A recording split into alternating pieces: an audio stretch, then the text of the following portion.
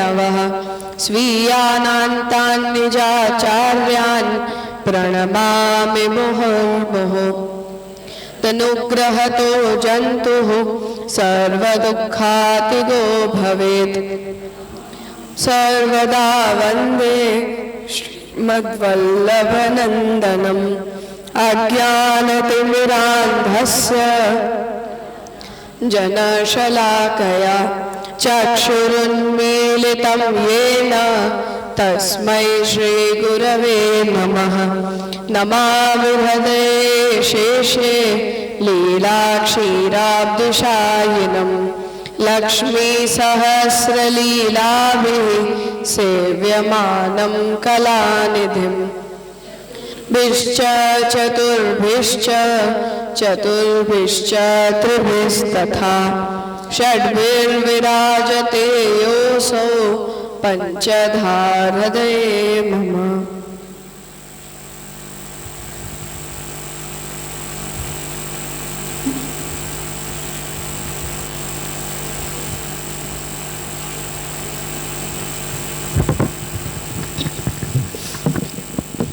गुजराती में हिंदी करवाना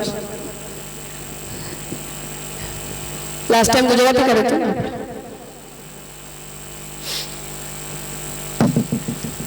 श्री पुरुषोत्तम जी द्वारा विरचित ग्रंथों क्रम में भक्ति रसत्ववाद ग्रंथ थी आपणे प्रारंभ कर्युं हतुं जेने संपन्न कर्या पछी भक्ति उत्कर्षवाद ए द्वितीय ग्रंथ નો પ્રારંભ લાસ્ટ સત્રમાં આપણે કર્યું હતું જ્યાં શ્રી પુરુષોત્તમજી એની કન્ટિન્યુટીમાં જ ભક્તિ ઉત્કર્ષવાદ લખી રહ્યા છે કે ભક્તિ જે છે એ પોતાનામાં રસ છે એ વિષયને સૌથી પહેલા આગળના ગ્રંથમાં ડિસ્કસ કર્યું અને એના પછી પુરુષોત્તમજી ભક્તિ ઉત્કર્ષવાદ લખવાનો પ્રારંભ કર્યો જ્યાં આપે આજ્ઞા કરી રહ્યા છે કે બધા જેટલા પણ અન્ય રસો છે એ બધા રસોમાં ભક્તિ રસ શ્રેષ્ઠ છે કે ઉત્તમ છે એટલે એની ઉત્તમતાને બતાવવું કે શ્રેષ્ઠતાને બતાવવું એ આમૂલ વાદ ગ્રંથોનું પ્રયોજન છે જેમાં અંતતઃ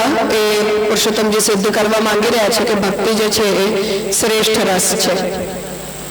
એટલું ડિફરન્સિએશન ભક્તિ રસત્વવાદની અંદર કર્યું હતું કે લૌકિક અને અલૌકિક રસો એ બંનેને આપણે અલગ અલગ ડિફરન્શિએટ કરવા જોઈએ કેમ કે ભરતમુનિઓએ જે રસોની ગણતરી કરી છે એ બધા રસો લોકમાં પ્રતીત થતા રસ છે અને જ્યારે પુરુષોત્તમજી ભક્તિને રસ તરીકે સિદ્ધ કરવા માંગે છે ત્યારે ભક્તિને પ્રાકૃત કે લૌકિક રસ તરીકે નહીં પણ એક અલૌકિક રસ તરીકે એને આપે સિદ્ધ કર્યું જેના કારણે આપણે આજ્ઞા કરી રહ્યા છે કે નાટ્યશાસ્ત્રનો જે વિષય છે એ લૌકિક રસોનો એક્સપ્લેનેશન છે જેના કારણે ભરતમુનિએ ભક્તિ રસનું નિરૂપણ જે છે એ નાટ્યશાસ્ત્રના અંતર્ગત નથી કર્યું પરંતુ ત્યાં જે પૂર્વ પક્ષ ઉપસ્થિત થયું હતું કે રસમીમાંસાના વિષયમાં કેમ કે ભરતમુનિનું પ્રાધાન્ય છે અને પ્રામાણ્ય છે એટલે ભરતમુનિએ જે રસની ગણતરી ન કરી હોય એને એક સ્વતંત્ર રસ તરીકે કાઉન્ટ કરવું કે ન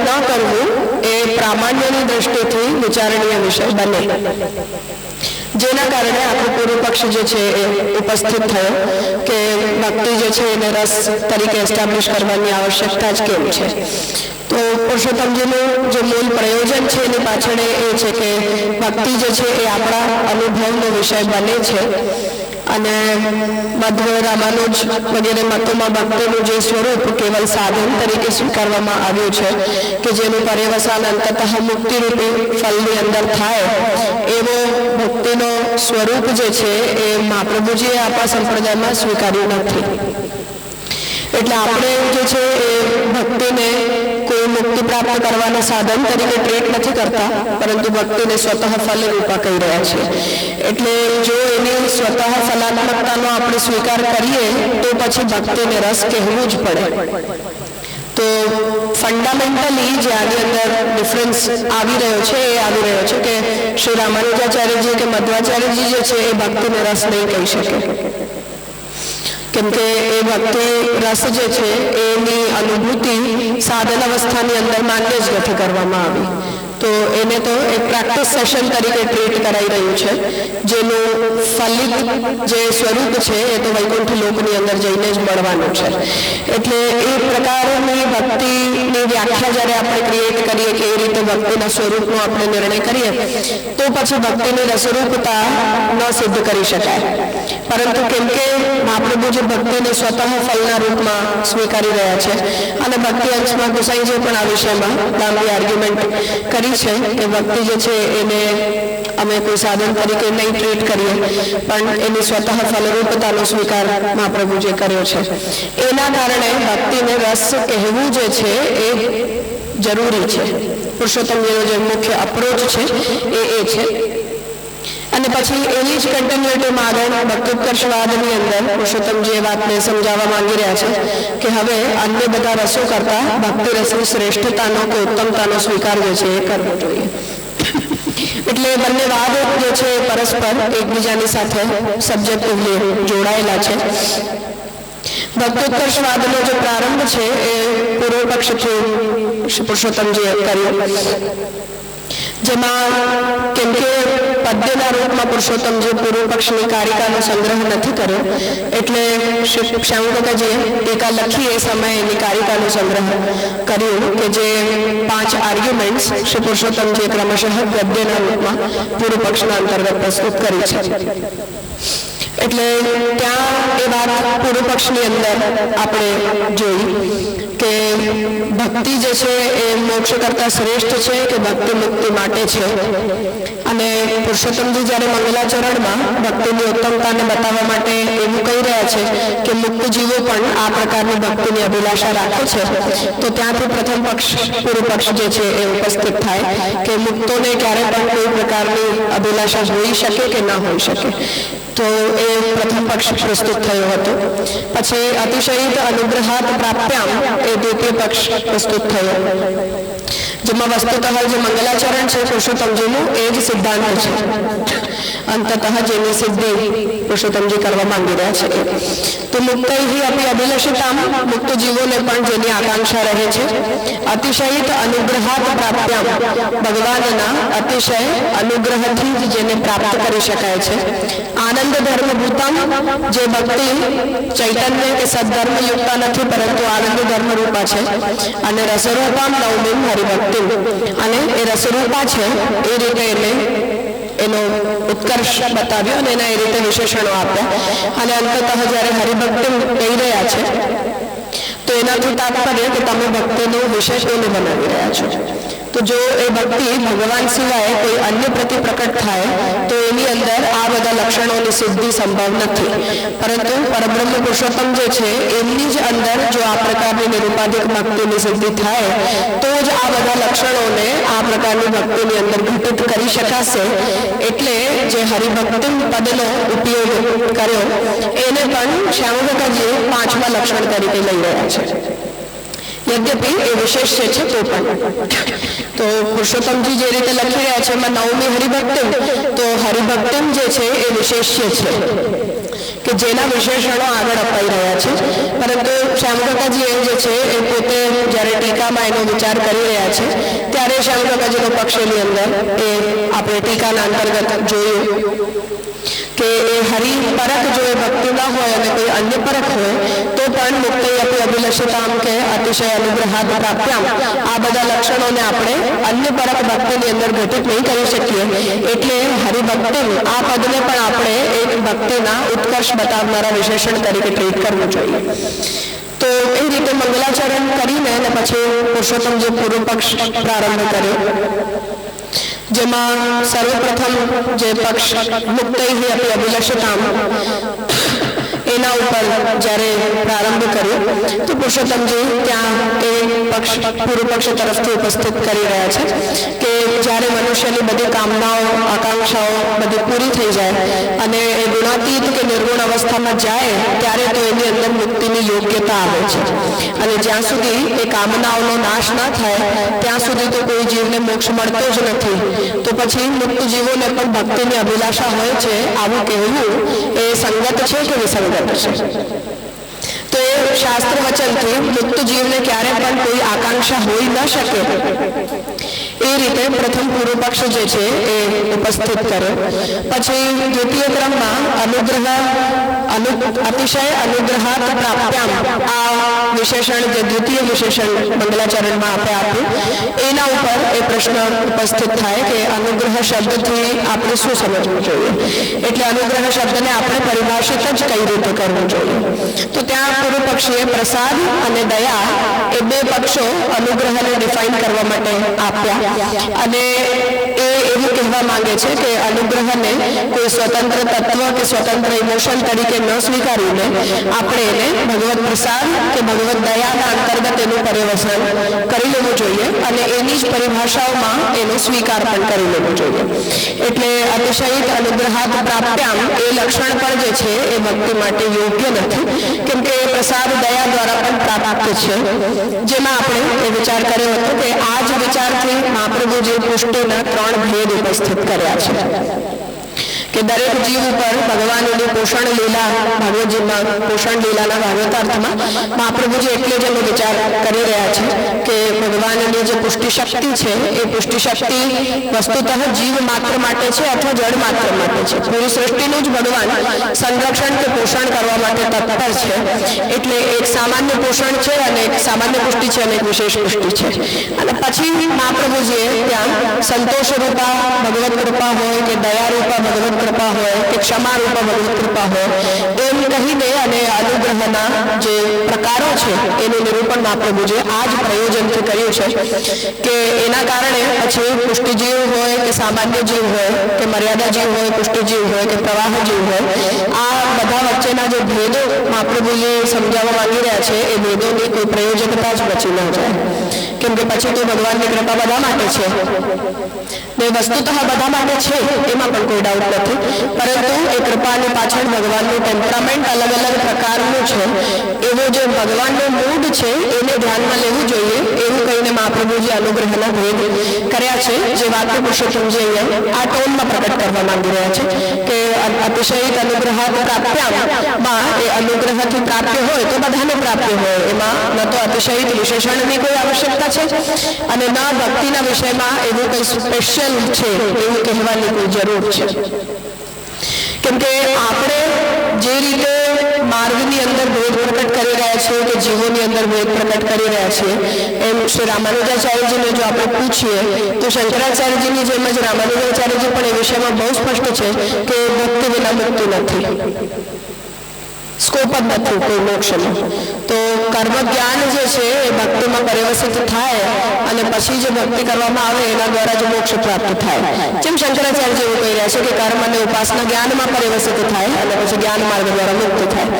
તો આ પ્રકારનો જ્યારે એક જ માર્ગ નિશ્ચિત કરી લેવામાં આવે, જે સંભાવના પુષ્ટિ પ્રવાહ મર્યાદા ભેદમાં પણ મહાપ્રભુજીએ પણ સામે ચાલીને ઉપસ્થિત કરી કે આ જે 3 જીવો છે એને 3 પ્રકારોમાં વિભાજિત ન કરીને આપણે એને 3 અવસ્થાઓમાં વિચારી લઈએ કે પહેલી અવસ્થા પ્રાવાહિક હોય, બીજી અવસ્થા મર્યાદિકી હોય અને તૃતીય અવસ્થા જે છે એ પુષ્ટિ હોય.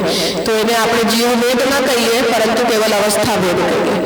તો આ જે પ્રપોઝલ છે એ સોર્ટ ઓફ રામાનુજાચાર્યજીનો ઓપિનિયન છે કે પ્રાથમિક અવસ્થા જે છે એ ક્રિયાપરાયણતાની અવસ્થા હોય, જ્યાં મનુષ્ય નિષ્કામ કર્મ કરે એનાથી ચિત્તશુદ્ધિ પ્રાપ્ત કરે, ચિત્તશુદ્ધિથી શાસ્ત્ર જ્ઞાન દ્વારા પોતાની અંદર જ્ઞાનને સ્થિર કરે, કેમ કે ચિત્ત શુદ્ધ હોય તો જ જ્ઞાનનિષ્ઠ બની શકે કોઈ વ્યક્તિ. સત્વાત સંજાયતે જ્ઞાનમ એ વચન પ્રમાણે. તો ચિત્તશુદ્ધિ દ્વારા જ્ઞાન સિદ્ધ કરવું અને પછી જ્યારે જ્ઞાન સિદ્ધ થઈ જાય ત્યારે મહાત્મજ્ઞાન પૂર્વસ્તુ સુદૃઢ સર્વતોધિક સ્નેહો ભક્તિ એ પરિભાષા રામાનુજાચાર્યજી, મધ્વાચાર્યજી, મહાપ્રભુજી ત્રણેમાં ઇન કોમન છે. તો પણ એનું ઇન્ટરપ્રિટેશનલ ડિફરન્સીસ છે આપણે તો એ રીતે જ્યારે રામાનુજાચાર્યજીને ઇન્ટરપ્રિટ કરી રહ્યા છે તો ત્યાં ન તો માર્ગભેદનો કોઈ સ્કોપ છે ન કોઈ જીવભેદનો સ્કોપ છે. તો જીવભેદનો સ્કોપ ખાલી એટલા જ અંશમાં છે કે મુક્તિની અયોગ્યતા અને મુક્તિની યોગ્યતા. તો દૈવી અને આસુરીનો જે ભેદ બતાવી રહ્યા છે ગીતાજીમાં એ વિષયમાં તો કોઈને કોઈ મતભેદ નથી, પણ પછી પુષ્ટિ અને મર્યાદાનું ડિફરન્શિએશન કરવું કે ન કરવું એ સવાલ ત્યાં પણ બાકી જ રહે છે. હા, આપણે તો પ્રકાર ભેદ માની રહ્યા છે. તો તાત્પર્ય છે કે પ્રસાદ કહો કે દયા કહો એવું કહીને અને અનુગ્રહને એની અંદર આપણે ગતાર્થ કરી દેવાનું, આ જે પ્રપોઝલ અપાઈ રહ્યો છે એ પ્રપોઝલ આપણને એ દિશાની અંદર લઈ જાય કે જ્યાં જીવભેદ, માર્ગભેદ, સાધનભેદ અને ફલભેદ ખતમ થઈ જાય.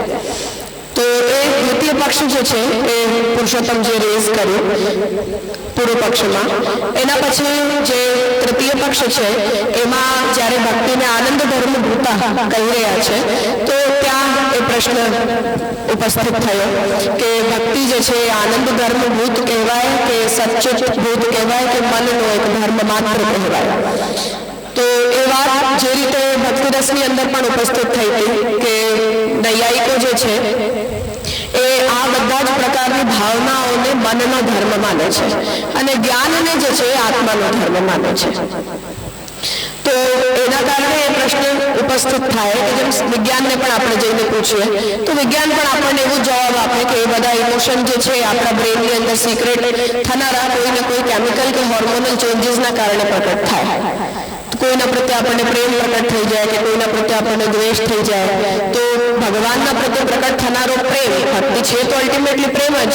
તો એ પણ જે પ્રેમ છે એ કેવલ આપણા બોડીનો એક ફિઝિકલ પ્રોસિજર છે. એને બ્રહ્મધર્મ તરીકે કહેવું is a big deal. Problem આની અંદર થઈ રહી છે કે એ તો એક પ્રકારનો કેવલ ઇમોશન છે જે આપણા મનમાં પ્રકટ થઈ જાય છે અને એ બધા ઇમોશનોની અંદર કેટલા બધા પરિવર્તનો આવે છે અને પ્રકટ થઈને ક્યારે ખતમ થઈ જાય છે એ પણ આપણે પોતાની સામે બધા લોકોની અંદર જોઈ જ રહ્યા છીએ કે ક્યારે કોઈ ભક્ત અભક્ત થઈ જાય ખબર ના પડે, ક્યારે ભક્તિનો નશો પૂરો થઈ જાય એ પણ ના ખબર પડે, ક્યારે અચાનકથી આવેશ આવી જાય, ક્યારે કે બધો આવેશ ઠંડો પડી જાય કાંઈ ખબર ના પડે. તો આ તો લોકની અંદર આપણને જેમ સામાન્ય મનુષ્યોની અંદર આજે અમારો મિત્ર છે કાલે મારો દુશ્મન થઈ જાય, કાલે મને આનાથી પ્રેમ છે પરમ દિવસે મને માણસ ગમતો બંધ થઈ જાય, એવું આપણને લોકની અંદર જેમ આપણા ઇમોશન રમત કરે એવા જ આપણા ઇમોશન ભક્તિમાં પણ રમત જ કરે છે. તો આપણો જે પ્રત્યક્ષ અનુભવ છે ભક્તિને લઈને આપણા જેવા લોકોની અવસ્થા સુધી ત્યાં સુધી આ જ પ્રકારનો હોય છે કે આપણા મનના ધર્મના એક ખેલ તરીકે આ બધું આપણી અંદર ચાલ્યા કરે કે 4 દિવસ ભક્તિ છે 4 દિવસ ભક્તિ નથી, તો 4 દિવસ ભગવાનમાં આસક્તિ છે 4 દિવસ સંસારમાં આસક્તિ છે. તો ઇટ કીપ્સ ઓન હેપનિંગ. આવા અપ એન્ડ ડાઉન આપણી અંદર ચાલ્યા જ કરતા હોય.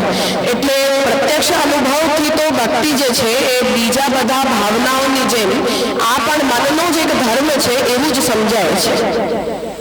એટલે એ અનુભવના આધાર ઉપર એ પ્રશ્ન ઉપસ્થિત થઈ રહ્યો છે કે એને આનંદ ધર્મભૂત જો તમે કહો, જેના કારણે પૂર્વ પક્ષીએ પણ એ આર્ગ્યુમેન્ટ આપી કે જો તમે એને આનંદ ધર્મભૂત કહી રહ્યા છો તો પછી એની નિત્યતા હોવી જોઈએ, હંમેશા હોવી જોઈએ.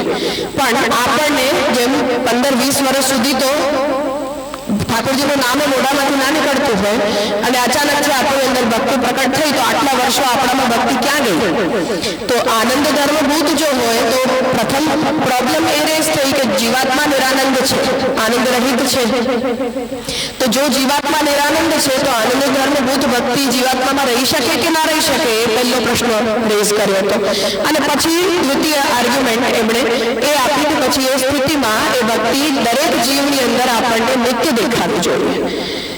એવું નહીં કે 4 દિવસ આપણામાં ભક્તિ છે અને 4 દિવસ ભક્તિ નથી. તો જો આપણને પોતાની ભક્તિની અંદર એવા ભાવ અભાવ ન્યાયની ભાષામાં અને આપણી ભાષામાં કહો તો આવિર્ભાવ અને તિરોભાવ એવું જો આપણને દેખાતું હોય તો પછી આપણે એને મનના ધર્મ તરીકે સ્વીકારવું સેફ કોર્સ છે, બજાય કે આપણે એને આનંદ ધર્મભૂત કહીએ. એ રીતે ત્રીજી આર્ગ્યુમેન્ટ જે છે એ આનંદ ધર્મભૂતામ આ વિશેષણ ઉપર ઉપસ્થિત થઈ. એના પછી જ્યારે રસરૂપામ એવું શ્રી પુરુષોત્તમજી આજ્ઞા કરી રહ્યા છે ત્યારે એ પ્રશ્ન ઉપસ્થિત થયો કે પછી એની રસરૂપતા પણ જો હોય તો એ લૌકિક રસોની પરિભાષાઓની અંદર આપણે એને ગતાર્થ માની લેવી કે જે બ્રહ્મને આપણે રસો વૈસહ કહી રહ્યા છીએ એ પ્રકારની કોઈ અલૌકિક કે અપ્રાકૃત રસરૂપતા આપણે ભક્તિની અંદર વિચારવી, એ ચતુર્થ પક્ષ ઉપસ્થિત થયો. અને પછી સૌથી છેલ્લે એ વાત ઉપર આવ્યા કે શ્રુતિ પુરાણ વગેરેની અંદર ભક્તિને બ્રહ્મનો ધર્મ નથી કહેવાયો, જીવનું એ કર્તવ્ય છે. એક્ઝેક્ટલી જે રીતે શ્રી રામાનુજાચાર્યજી આ જ ટોનમાં કહી રહ્યા છે કે ભક્તિ કરવું એ કોઈ જીવની અંદર દેખાવનારી કોઈ સ્પેશિયલ એક્ટિવિટી નથી. એ દરેક જીવનો જે છે એ મૌલિક કર્તવ્ય છે, મૌલિક દાયિત્વ છે. તો એવું નથી કે મારી અંદર જો ભક્તિ હું પ્રકટ કરી રહી છું કે મારી અંદર જો ભક્તિ દેખાઈ રહી છે તો આપણે પોતાને કોલર અપ કરીને એવું કહેવા લાગી જઈએ કે નહીં વી આર ધ ચોઝન બીંગ્સ, યહૂદીઓની જેમ કે અમે લોકો તો ભગવાનના સિલેક્ટેડ જીવો છે એટલે અમારી અંદર ભક્તિ દેખાઈ રહી છે. આવો સિદ્ધાંત રામાનુજાચાર્ય નથી માનતા. તો ભગવાનના પ્રત્યે શરણાગત થવું કે ભગવાનની અંદર ભક્તિ કરવી એ જીવ માત્રનું મૌલિક કર્તવ્ય છે. એટલે એની અંદર કોઈ વિશેષ અનુગ્રહથી જન્મે આ પ્રકારની ભક્તિ આપણામાં થતી હોય એવો સિદ્ધાંત નથી. તો એ જીવ માત્ર કરવું જોઈએ અને મુક્તિ પ્રાપ્ત કરવાની આકાંક્ષા જેટલા પણ લોકો રાખતા હોય એ લોકો જો પોતાના કર્મને કે જ્ઞાનને ભક્તિની અંદર પરિવર્તિત નથી કરી રહ્યા તો એ લોકો ખોટા માર્ગો પર ચાલી રહ્યા છે. અથવા આ જન્મમાં ન કરીને ભવિષ્યના જન્મોમાં પણ એ લોકોને પોતાના કર્મને કે જ્ઞાનને ભક્તિમાં પરિવર્તિત કરવા જ પડે, અન્યથા મુક્તિ યોગ્યતા નથી. તો એ પ્રકારની જે રિજિડિટી ભક્તિના અપ્રોચની અંદર દેખાય છે એના કારણે આ બધા સવાલો આપણે જે ભક્તિનું નેચર બતાવવા માંગી રહ્યા છીએ એના ઉપર ઉપસ્થિત થાય કે હવે એ ભક્તિને કોઈ વિશેષ ધર્મ તરીકે આપણે પોતાની અંદર સ્વીકારવું જોઈએ કે જીવ માત્રના કર્તવ્ય તરીકે આપણે એને સ્વીકારવું જોઈએ. તો જેમ માતા પિતાના પ્રત્યે કોઈ વ્યક્તિ ઓબિડિયન્ટ હોય કે એની સેવા કરતો હોય તો એની વાહવાહી કરવાની કે એને અવોર્ડ આપવાની થોડી જરૂર હોય. રામાનુજાચાર્યજી જે કહી રહ્યા છે આ જ ટોન છે કે કોઈ મનુષ્ય જો પોતાના મા બાપની સેવા કરતો હોય, મા બાપનું ધ્યાન રાખતો હોય તો એમાં એને કોઈ અવોર્ડ આપવાની થોડી જરૂર હોય કે એની પ્રશંસા કરવાની થોડી જરૂર હોય. કરવું જોઈએ, બધાએ કરવું જોઈએ. કોઈ નથી કરતો તો એ ખરાબ છે, બાકી કરતો હોય તો સ્વાભાવિક ધર્મ છે. એવી રીતે ભક્તિ એ સ્વાભાવિક ધર્મ છે. દરેક જીવે ભગવાન પ્રત્યે કરવી જ જોઈએ.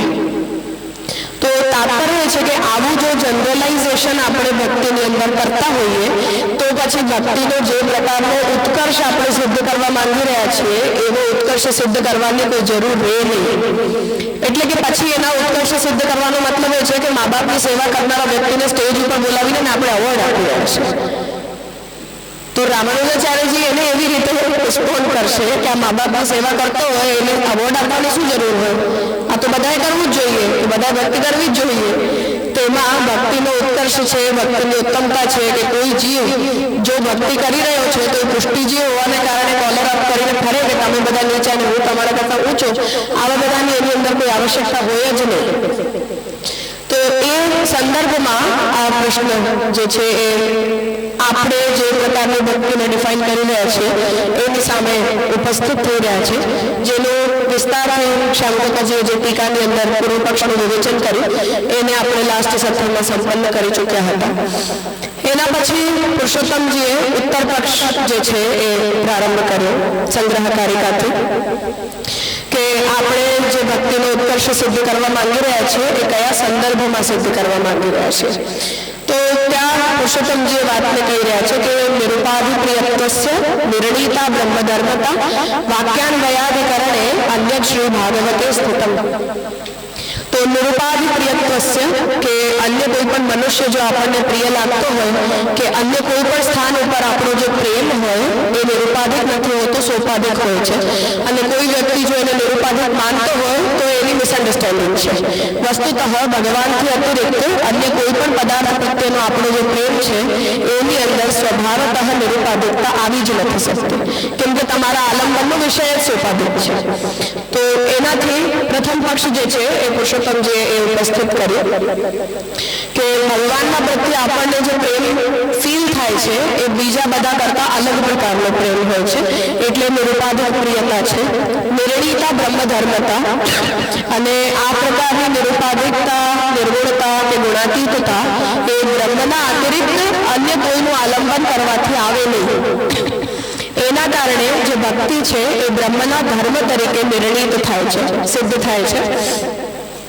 એના માટે આગળની પંક્તિમાં શ્રી પુરુષોત્તમજી પ્રમાણ આપી રહ્યા છે કે બ્રહ્મ બ્રહ્મસૂત્રના વાક્યાન્વયાધિકરણમાં અને પછી ભાગવતજીની અંદર પણ ભક્તિનું આ પ્રકારનું જે સ્વરૂપ છે એ સિદ્ધ કરાયેલું છે.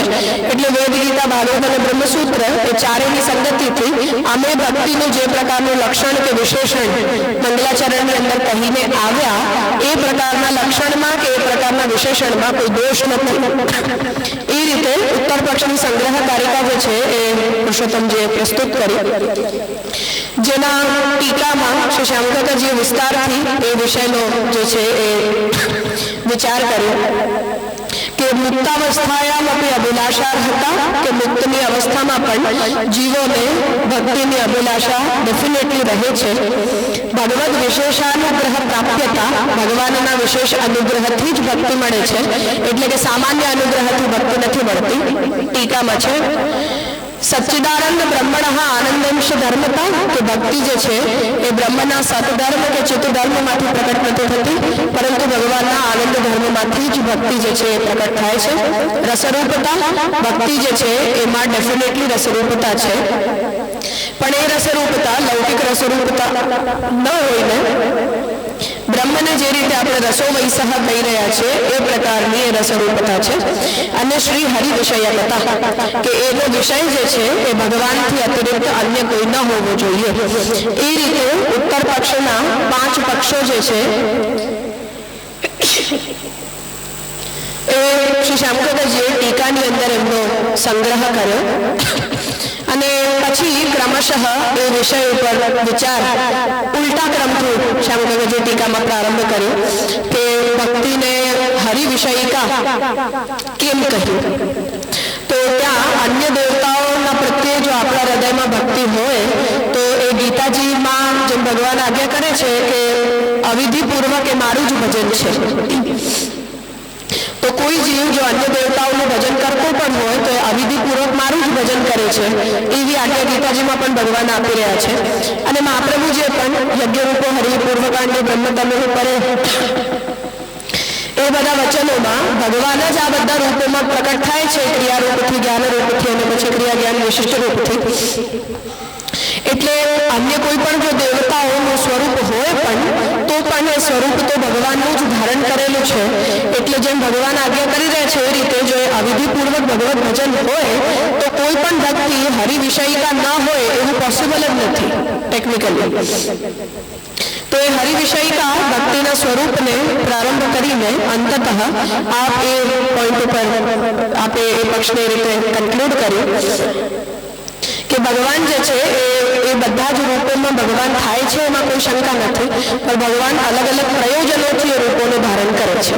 એટલે જે વ્યક્તિને જે પ્રયોજનની સિદ્ધિ કરવી હોય એ પોતાના પ્રયોજનને ધ્યાનમાં લઈને ભગવાનના એ સ્વરૂપનું ઉપાસન કે ભજન એને કરવું જોઈએ. એટલે એ હરિવિષયિકા નથી હોતી એવો તાત્પર્ય નથી, પણ હરિ પોતાના દરેક રૂપથી ભક્તિરૂપી ફલની સિદ્ધિ કરાવવા માંગતા નથી. એટલે જે વ્યક્તિને જે આકાંક્ષા હોય એને ભગવાનના એવા રૂપને અપ્રોચ કરવું જોઈએ. એ રીતે હરિવિષયિકા એ ભક્તિ હોવી જોઈએ. એ ઉત્તર ઉપર આવ્યા. એના પછી પુરુષોત્તમજી પણ કેમ કે મૂળમાં જે ઉત્તર પક્ષ પ્રસ્તુત કરી રહ્યા છે વ્યુત્ક્રમથી કરી રહ્યા છે, એટલે જે ત્રીજો પોઈન્ટ ત્યાંથી મૂળમાં ઉત્તર પક્ષ પ્રારંભ થયો. એટલે શ્યામકાકાજીએ પણ પોતાના તરફથી હરિવિષયિકા, કેમ કે આ વિષયમાં મૂળમાં પુરુષોત્તમજીએ કંઈ નથી કહ્યું. ઇન્ડિપેન્ડન્ટલી શ્યામકાકાજી ટીકામાં આ વિષયનો પણ વિસ્તાર જે છે એ કર્યો. એટલે જે ગનો ત્રીજો પક્ષ છે કે ભક્તિ જે છે એ આનંદ ધર્મભૂતા હોય છે કે નથી હોતી, એનો વિચાર મૂળમાં થયો. અને જે મૂળમાં થયું એના ઉપર શ્યામકાકાજી ટીકામાં એ પક્ષનો વિસ્તાર કર્યો કે કૃષ્ણ ભક્તિ જે છે એ બ્રહ્માનંદ ધર્મભૂતા જ હોય છે. એ વિષયમાં સૌથી પહેલા મૈત્રેયી બ્રાહ્મણનું જે વચન છે એ પ્રસ્તુત કર્યું.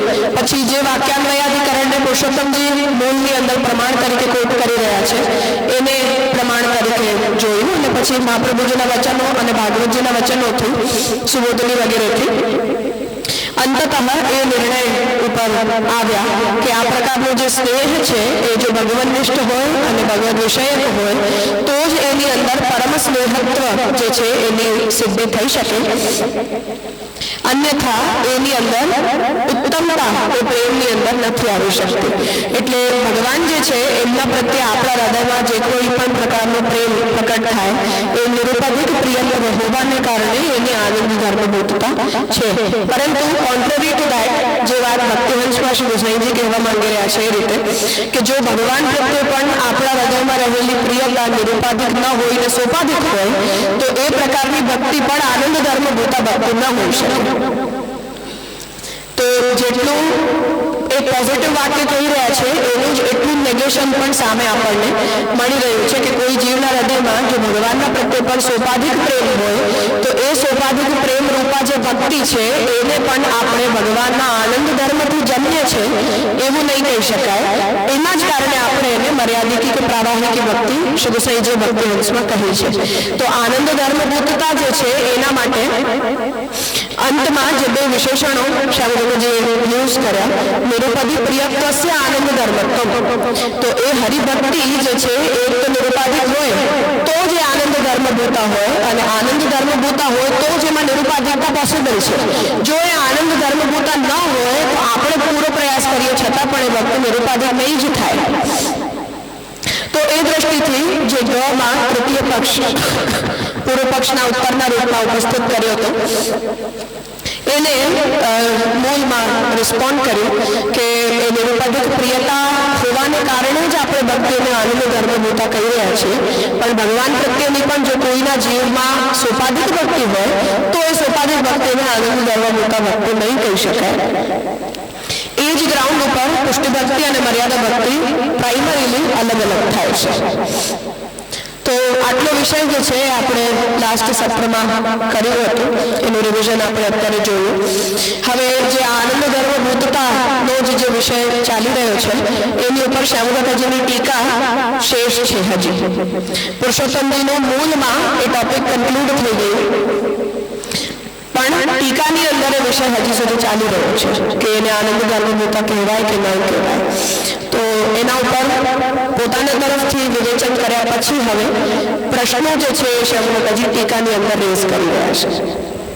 ગજ ચાલી રહ્યો છે, ટીકામાં ગજ ચાલી રહ્યો છે. મૂળની અંદર આપણે એ જે પક્ષ છે એને સંપન્ન કરી લીધું છે. તો નિરુપધિ પ્રિયત્વસ્ય આનંદ અર્વત્વમ પત્ર સિદ્ધમ એ ઉપર પુસ્તકમાં 234 પેજ નંબર છે. હા, એટલે ટીકામાં એ જે પ્રશ્ન હજી આવી રહ્યો છે એ આનંદ ધર્મ રૂપતાને લઈને જ આવી રહ્યો છે. એટલે શ્યામદાદાજી ટીકામાં હજી પોઈન્ટ બદલ્યો નથી. તો મૂળમાં પુરુષોત્તમજીએ આ પક્ષ ઉપર આપણે જે રીતે જોયું તો ઉપનિષદના વાક્યો શ્રી પુરુષોત્તમજીએ જે છે એ વાક્યાન્વયાધિકરણ અંતર્ગત કોટ કર્યા મૂળ ટેક્સ્ટમાં અને પછી અંતતઃ આપ એ વાત ઉપર આવ્યા કે નિરુપધિ પ્રિયત્વ જે હોય એની આનંદ ધર્મભૂતતાનો સ્વીકાર શાસ્ત્રના આ વચનોથી સિદ્ધ થાય છે. આ રીતે પુરુષોત્તમજીએ જે છે આનંદ ધર્મભૂતતાને સિદ્ધ કરી દીધી પોતાના મૂળ ટેક્સ્ટમાં અને શ્યામદાદાજી એનો ટીકાની અંદર વિચાર જે છે એ પ્રારંભ કર્યો. એમાં આપણે એક આર્ગ્યુમેન્ટ સુધી પૂરું કર્યું હતું. હવે બીજી આર્ગ્યુમેન્ટ એ વિષયમાં ટીકાની અંદર હવે આવી રહી છે.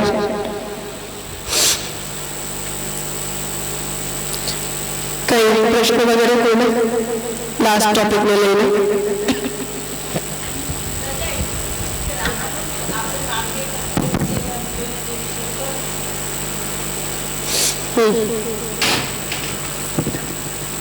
એ વિષયમાં રામાનુજ મધ્વ બધા એવું જ માને છે કે પ્રકાર નથી પણ આ એક એક પછી એક આવી જતા એ છે મધ્વાચાર્યજીને એવું નથી રામાનુજાચાર્ય. હા, અને આપણે તો માનીએ છીએ હું ખાલી યાદ પૂછું તો બસ. કેમકે મધ્વાચાર્યજી તો દ્વૈતવાદી છે ને એટલે સાધનમાં પણ અદ્વૈત નહીં બોલી શકે. પછી એ કેવી રીતે? તો પછી આ જે આપણે એ તો એમાં આપણા મત ઉપર મધ્વાચાર્યજી ઇન્ટેક્ટ છે કે જીવ વરણ અલગ અલગ હોય છે. તો જેટલી પણ જીવાત્માઓ છે એમનો ભગવાનની સાથે અભેદ ભેદ છે. તો સૌથી પ્રાઇમરી પ્રોબ્લેમ જે રામાનુજાચાર્યજીને ઊભી થઈ રહી છે એ એમના તત્વ સિદ્ધાંતને કારણે થઈ રહી છે. રામાનુજાચાર્યજી શું કહી રહ્યા છે કે જીવાત્મા અને બ્રહ્મની વચ્ચે અભેદ તો છે નહીં. તો ભેદ છે વિશેષણ વિશેષ્ય જેવો કે આત્મા અને દેહ જેવો. તો જેમ આપણી જીવાત્મા સ્થૂલ અને સૂક્ષ્મ શરીરને ધારણ કરેલું છે, એવી જ રીતે ભગવાનની ઉપર પણ ચિત્ત અને અચિત બે પ્રકારનું શરીર છે. ભગવાન આત્માની જેમ નારાયણ છે અને નારાયણની ઉપર ચિત્ત અને અચિત બે શરીર છે. આપણને દેહાત્મવાદના કારણે, જે અવિદ્યાના કારણે મને મારું શરીર અને આત્મા એક લાગે છે, એવી રીતે આપણે નારાયણ અને ચિત્ત અચિતને એક માનીએ છીએ અને ભગવાન જે છે એ પણ ચિત્ત અચિતને પોતાના માને છે. પરંતુ વસ્તુતઃ જેમ શરીર અને આત્મા અલગ છે, એવી રીતે ચિત્ત અચિત અને નારાયણ અલગ છે. હવે નારાયણની ઉપર ચિત્ત અને અચિતની ડિપેન્ડન્સી છે, નિર્ભરતા છે, પણ નારાયણની ચિત્ત અચિત ઉપર કોઈ નિર્ભરતા નથી. જેમ આપણી આત્મા જો આ શરીરને છોડી દે તો શરીર ખતમ થઈ જાય, પણ શરીરના ખતમ થઈ જવાથી આત્માને કોઈ ફરક નથી પડતો. એવી રીતે ચિત્ત અચિત અને ભગવાનની વચ્ચેનું આ રિલેશન છે. આ સંબંધમાં ભગવાન હવે જ્યારે પોતાની શક્તિઓને પ્રકટ કરવાની ઈચ્છા રાખે છે, ત્યારે એ ચિત્ત અચિત શરીરમાંથી જળ અને ચેતન પ્રકટ થાય છે અને ભગવાનમાંથી નથી થતા, એટલે ભગવાન એનું ઉપાદાન કારણ નથી બનતા. શાસ્ત્રમાં જ્યારે ભગવાનને ઉપાદાન કારણ કહેવાય છે, તો એનું ઉપાદાનત્વ ચિત્ત અને અચિતની નિર્ભરતાને કારણે કહેવાય છે. આવો સિદ્ધાંત છે. કેમ કે ચિત્ત અને અચિતની એક્ઝિસ્ટેન્શિયલ ક્રાઇસિસ આવશે વિધાઉટ નારાયણ. એ લોકો જીવી નહીં શકે, રહી જ નહીં શકે. તો આટલી જે નિર્ભરતા ચિત્ત અને અચિતને નારાયણ ઉપર છે, એટલા જ અર્થમાં શાસ્ત્ર નારાયણને ઉપાદાન કહે છે. આપણે માટીમાંથી ઘટ બને એ એક્ઝામ્પલથી જેમ ઉપાદાનત્વ કહી રહ્યા છીએ, એવું ઉપાદાનત્વ રામાનુજાચાર્યજી માનતા નથી. હવે આ તત્વ સિદ્ધાંત માનવાને કારણે એમની પાસે આ સ્કોપ છે કે જીવાત્માઓ જે છે એ ભગવાનના મુક્ત થશે ને. હવે મુક્ત થયા પછી પણ નારાયણની સાથે કોઈ સાયુજ્ય નથી થઈ શકતું જીવાત્માનું, કેમ કે ચિત્ત છે એટલે અલગ જ રહેવાના છે ઓલવેઝ. પણ મુક્ત જીવાત્માઓ જે છે એમને ભગવદ લોકનું સ્થાન મળે છે, વૈકુંઠ લોકમાં. એટલે ચિત્ત શરીરમાંથી એ લોકો પ્રમોટ થાય છે અને ભગવાનનો જે ભગવદ લોક છે, વૈકુંઠ લોક, એની અંદર મુક્ત જીવાત્માઓની સ્થિતિ થાય છે. ત્યાં રહીને એમને નારાયણની સેવા મળે છે. હવે આ જે અપગ્રેડેશન છે એ તમારો ભક્તિ વિના પોસિબલ નથી. એટલે જો તમને એવું લાગતું હોય કે કર્મ માર્ગ દ્વારા મને મોક્ષ મળે કે મને જ્ઞાન માર્ગ દ્વારા મોક્ષ મળે, તો જ્ઞાન માર્ગ દ્વારા મુક્તિમાં જેમ આપણે સ્વરૂપ સ્થિતિ રૂપા મુક્તિ કહી રહ્યા છીએ, એ રીતે વધારેમાં વધારે તમે પ્રલય પહેલા પોતાના ચિત્ત શરીરની અંદર પાછા જશો. એટલે ભગવાનનું જે ચિત્ત શરીર છે સમષ્ટિ છે અને આપણે બધા એની વ્યષ્ટિ છીએ. તો જે જીવ જ્ઞાન માર્ગ દ્વારા મોક્ષ પ્રાપ્ત કરવાનો પ્રયત્ન કરશે, એને ચિત્ત શરીરની અંદર લય થઈ જશે પ્રલય પહેલા. બસ આટલો જ એનો ઉત્કર્ષ થશે. પણ જે ચિત્ત શરીર અને અચિત શરીરથી બહાર નીકળીને તમે નારાયણ સુધી પ્રમોટ થવા જોઈએ, એ ભક્તિ વિના કોઈ ઉપાયથી નહીં થાય. અને કર્મ માર્ગમાં પણ એ જ રીતે, એટલે ચિત્ત શુદ્ધિ કર્મ બંનેનું એક જ ચિત્ત શુદ્ધિથી તે આગળ જ ના જાય. કર્મ માર્ગ બંનેની એક જ સરખી ગતિ થાય કે ખાલી જ્ઞાન માર્ગમાં કર્મની ચિત્ત શુદ્ધિ અને જ્ઞાનની આપણે જેમ ડિફરન્સ માને છે એ લોકો માને છે કે કર્મથી જે છે એ ચિત્ત શુદ્ધિ થાય. પણ જે મહાપ્રભુજી પણ જે આજ્ઞા કરી રહ્યા છે કે બ્રહ્મ જ્ઞાન રહિત નિષ્કામ કર્મ હોય, તો મહાપ્રભુજી પણ એનાથી મોક્ષ નથી માનતા. કે બ્રહ્મ જ્ઞાન રહિત તમારા નિષ્કામ કર્મ મુક્તિ નહીં આપે. તો એ સિદ્ધાંત તો રામાનુજાચાર્યજીનું પણ છે, પણ એમનું આ પોઈન્ટ પ્રમોશનને લઈને છે કે તમે ચિત્ત અચિતના દાયરાથી બહાર તો નીકળ્યા જ નહીં. તો જેમ આપણે સ્વરૂપ સ્થિતિ રૂપા મુક્તિને હીન કહી રહ્યા છીએ, એમ રામાનુજાચાર્યજી એવું કહે છે કે તો પછી જ્ઞાન માર્ગે મુક્તિ મેળવીને તમને મળ્યું શું? અલ્ટિમેટલી તમે જ્યાં હતા ત્યાં ને ત્યાં રહ્યા. એટલું થયું કે તમે પ્રલયને પહેલા છૂટા થઈ ગયા, બાકી એનો શું ફાયદો થયો? તો પ્રમોશન જે છે એ તો ભક્તિથી જ થશે. એટલે આ પ્રક્રિયા એ માની રહ્યા છે. તો એટલે એમને ત્યાં ભક્તિ જે છે એ એકલી જ મુક્તિ અપાવી શકશે, બીજા કોઈ ઉપાયોથી મળે નહીં. મધ્વાચાર્યજીનો જ્યાં સુધી પોઈન્ટ છે, મધ્વાચાર્યજી દ્વૈતવાદી છે, એટલે આટલો પણ અદ્વૈત મધ્વાચાર્યજી માનતા નથી. એના કારણે એ આ પક્ષ ઉપર સ્પષ્ટ છે કે બધા માર્ગોની અંદર બધા જીવોને ભગવાને અલગ અલગ રીતે બનાવ્યા છે. ત્યાં સુધી કે જેમ આપણે આપણા શરીરની અંદર રહેલા ધર્મો માનીએ છીએ, એ બધા શરીરના ધર્મો તક મધ્વાચાર્યજી વરણ કયા આત્મામાં માને છે કે તમારી આત્મા બ્રાહ્મણ, ક્ષત્રિય, વૈશ્ય, શૂદ્ર હોય છે પુરુષ સૂક્તના વચન પ્રમાણે. તો તમને તમારી બ્રાહ્મણ આત્માને જો ક્ષત્રિય શરીર મળે છે તો તમારો મોક્ષ નથી. બ્રાહ્મણ આત્માને બ્રાહ્મણ શરીર મળે ત્યારે જઈને અને તમારી મૃત્યુ થાય. તો એ દ્વૈત જે છે એ મતલબ હર વસ્તુમાં દ્વૈત, કોઈ એવી વસ્તુ જ નહીં કે જ્યાં તમે અદ્વૈત બોલી શકો, એનો કોઈ સ્કોપ જ નથી. તો એના કારણે એ આવા માર્ગ ઉપર અલાઈન થાય છે કે આ બધાનો અધિકાર જ અલગ અલગ હોય છે, બધાનો વર્ણ અલગ અલગ હોય છે, એટલે દરેક વ્યક્તિને ફલ પણ પોતપોતાના સ્થાન ઉપર ભગવાનની ઈચ્છા પ્રમાણે મળે. એટલે એ વિષયમાં મધ્વાચાર્યજીનો અલગ સ્ટેન્ડ છે, પણ રામાનુજાચાર્યજીનો જે આગ્રહ છે આ એમના તત્વ સિદ્ધાંતોના કારણે છે.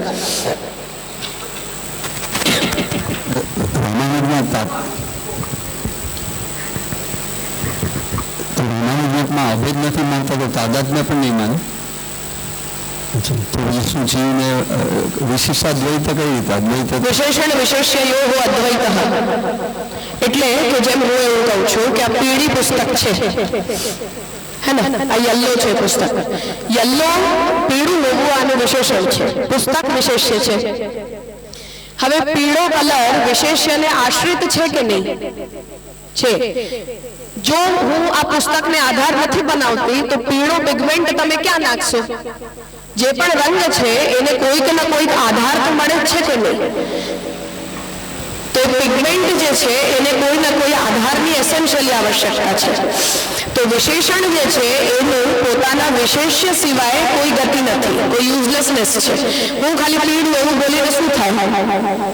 કોઈ વસ્તુને તમે વિશેષણ તરીકે આપો તો જ એનો ફાયદો થાય ને. જેમ ઝીરો હોય એની આગળ તમે કોઈ સંખ્યા લગાડો તો ઝીરોનો કોઈ મતલબ નહીં, તો ઝીરો નો પ્લસ માઇનસ ડિવિઝન અને મલ્ટિપ્લિકેશન બધું ઝીરોમાં જ થઈ જાય.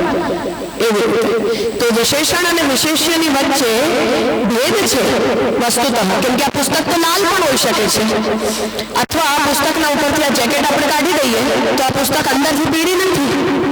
તો વિશેષણ વિના વિશેષ્ય તો જે છે એ જ છે, પણ વિશેષ્ય વિના વિશેષણનો કોઈ અર્થ નથી. એવી રીતે સત અને ચિત્ત બ્રહ્મના વિશેષણ છે, લિંગ છે, જેનાથી આપણે બ્રહ્મને ઓળખી શકીએ છીએ.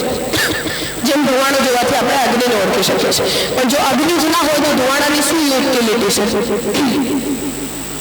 એવી નહીં, જગત જે છે, જીવ છે, અંતર્યામી છે, દેવતાઓ છે, બધું બ્રહ્મના વિશેષણો છે.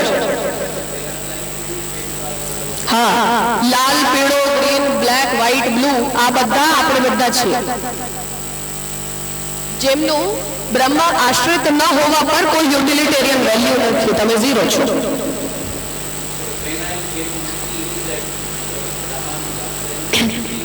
નારાયણના લોકમાં મોક્ષ થાય તો યુઝફુલ થાય ને. નહીં તો યલો કલરની યુટિલિટી જ કઈ નથી ને વિશેષણ વિના, વિશેષ્ય વિના. સોરી. તો જેમ આત્મા નીકળી ગઈ તો જે શરીરને આપણે આટલું પ્રોટેક્ટ કરતા હતા એની ઝીરો યુટિલિટેરિયન વેલ્યુ છે હવે. કે એને બાળો કે ડાટો કે પક્ષીઓને ખવડાવી દો કે ક્યાંક ફેંકી દો કે ડિસ્પોઝ કરી દો, જળ વસ્તુની જેમ ઇટ ઇઝ યુઝલેસ. એનો કોઈ મતલબ નથી.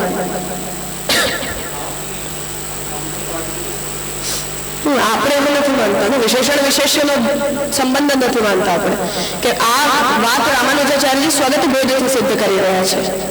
મહાપ્રભુજી સ્વગત ભેદનો નિષેધ કરી રહ્યા છે બ્રહ્મમાં.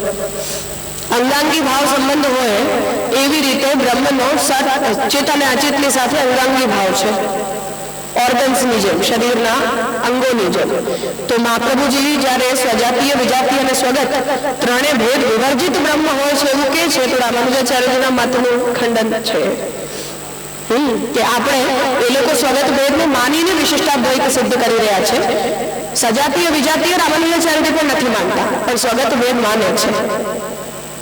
આપણે સ્વગત ભેદને ના પાડીને અને બ્રહ્મને એનાથી ઇન્ડિપેન્ડન્ટ કરીએ છીએ.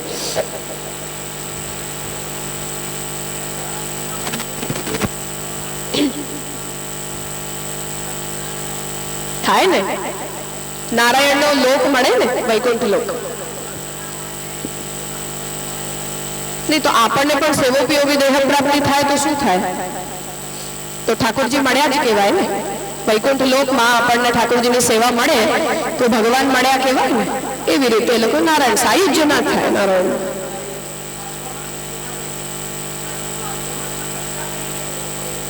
હા, બ્રહ્મ કરતા છે અને સર્વતંત્ર સ્વતંત્ર કરતા છે. લય કઈ ના થાય. તત્વો તત્વોના રૂપમાં રહી જાય. કાર્ય ખતમ થઈને કારણ તત્વ રહી જાય. હા, કેમ કે બ્રહ્મની શક્તિઓ છે અને એ બ્રહ્મની શક્તિ અને શક્તિમાનમાં પણ દ્વૈત છે, અદ્વૈત નથી.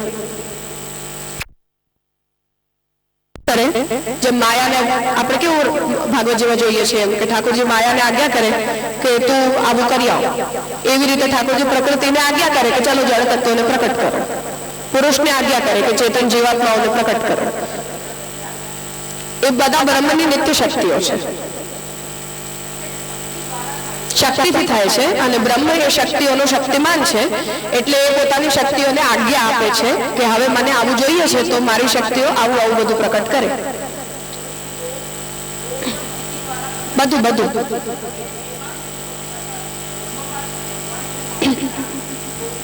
હા, પણ દ્વૈત રહે ને, ભેદ રહે. હા, આપણે પણ તો ત્યાં જોડ્યા લખીએ છીએ. ના, પણ આપણે વૈકુંઠ માનીએ છીએ એવું નહીં માનતા ને લોકો? માને છે ને ઠાકોરજી માને છે. હા હા હા, અચ્છા. ઠાકોરજીનો વૈકુંઠ લોક છે, એની અંદર બધી મુક્ત જીવાત્માઓથી ભગવાન સેવ્ય છે. સત્યભામા રૂકમિણી બધી ઠાકોરજીની શક્તિઓ છે, બધા જ છે ત્યાં દ્વૈત, બધાની સાથે દ્વૈત. વૈકુંઠ સાથે પણ ઠાકોરજીનો દ્વૈત જ છે. અતત્વમસી ઉપર મહાપ્રભુજીએ કર્યું છે. અતત્વમસી જેને વેદ તત્વમસી કહે છે ને, એનું ભાષ્ય મધ્વાચાર્યજીએ અતત્વમસી કર્યું છે.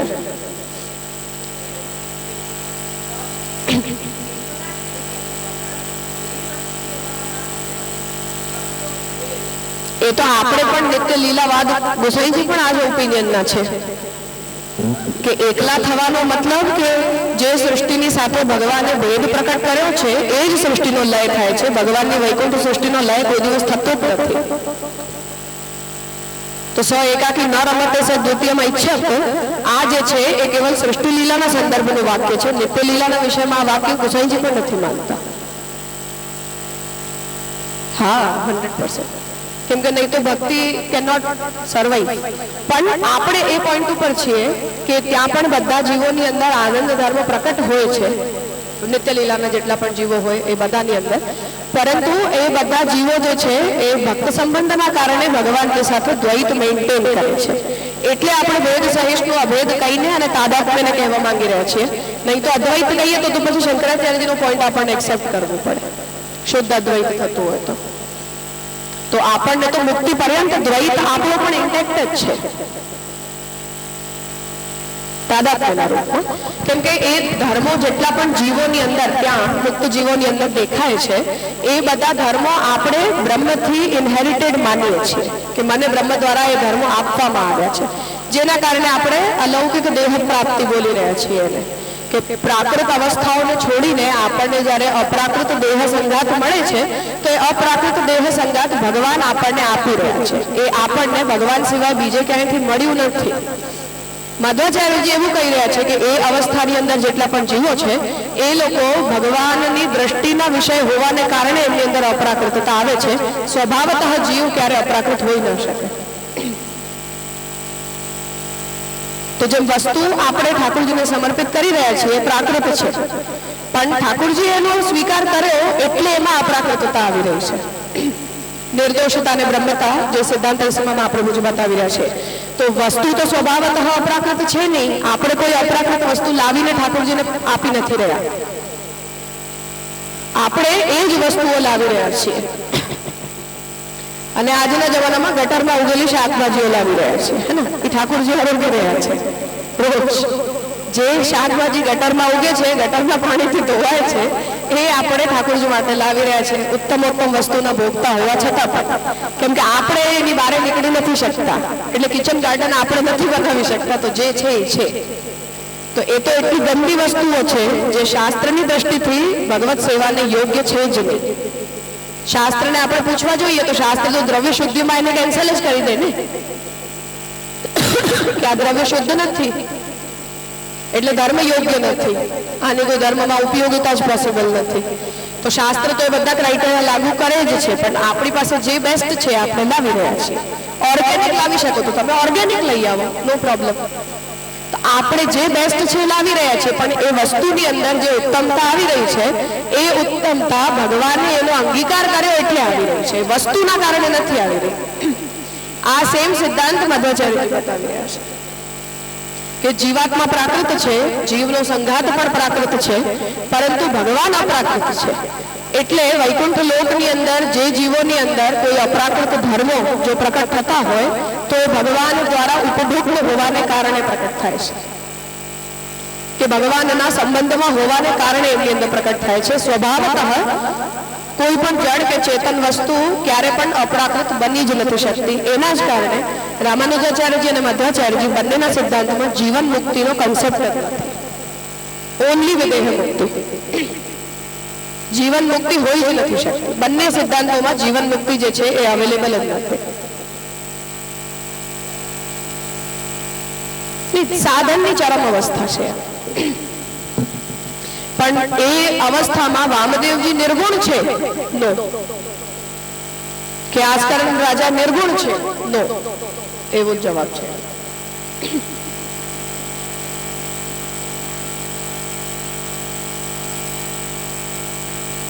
આ જ વિષયમાં એક બીજું એટલું પૂછવું હતું કે જ્યારે મધ્વાચાર્યજી અને રામાનુજાચાર્યજી આ રીતે દ્વૈત અને વિશિષ્ટાદ્વૈત બતાવે છે અને પોતાના શાસ્ત્રમાં ફલ પણ બતાવી રહ્યા છે, તો એ પ્રકારનું ફલ તો પછી રાજાઓને પણ પ્રાપ્ત નથી થતું ને? કે કારણ કે શાસ્ત્ર વિરુદ્ધ એમનો મત છે, તો એટલે વેદ વિરુદ્ધ એમનો મત છે, તો આની કેવી રીતે વ્યવસ્થાને સમજવું? ભક્તિ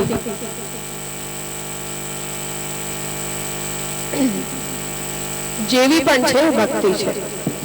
એટલે જ મહાપ્રભુજીએ બ્રહ્મવાદના જે 3 સ્ટેજીસ બતાવ્યા, એમાં હીનાધિકારી કનિષ્ઠ બ્રહ્માનુભૂતિ, મધ્યમાધિકારી બ્રહ્માનુભૂતિ અને ઉત્તમાધિકારી બ્રહ્માનુભૂતિ, એ રીતે મહાપ્રભુજી એને અલગ અલગ કરી રહ્યા છે. પણ એને નિષેધ કેટેગરીમાં મહાપ્રભુજી નથી પ્લેસ કરી રહ્યા, નિષિદ્ધ કોટીમાં નથી જઈ રહ્યું. અને ત્યાં સુધી કે જ્યારે મહાપ્રભુજી તામસ ભક્તિ માર્ગ, રાજસ ભક્તિ માર્ગ, સાત્વિક ભક્તિ માર્ગ કહી રહ્યા છે, એ પણ જેમ ગોપીજનોને આપણે નિર્ગુણ અંતર્ગત સાત્વિક રાજસ તામસ કહીએ છીએ, મહાપ્રભુજી પણ ત્યાં નિર્ગુણ અંતર્ગત સાત્વિક રાજસ તામસ કહી રહ્યા છે.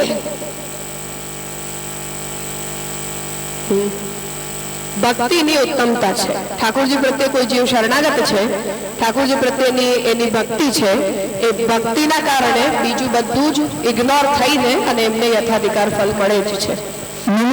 લીલામાં અપ્રાકૃતતા આપણે કહ્યું કે પ્રભુની સન્મુખ જવાથી એનામાં અપ્રાકૃતતા આવે, એટલે ઠાકોરજીના અવતાર કાળની બધાને જ અપ્રાકૃતતા જ રહેવાની છે, નિર્ગુણતા જ રહેવાની. એટલે નિર્ગુણ અંતર્ગત આપણે સાત્વિક રાજસ તામસ ભેદ કરીએ છીએ. બરાબર.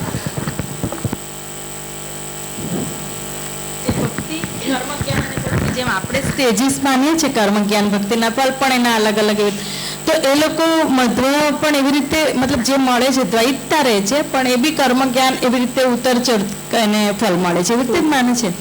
અને વેદ વિરુદ્ધ તો હમણાં ફરીથી એ જ રામાનુજાચાર્યજીની જેમ ભક્તિ વિના નહીં થાય.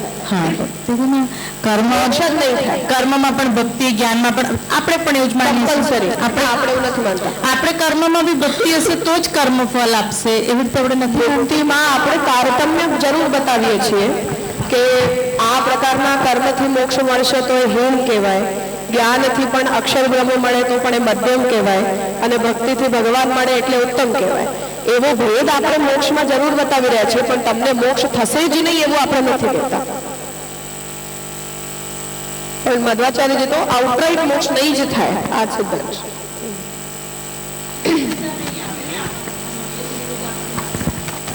વિરોધ નથી, વિરોધ નથી.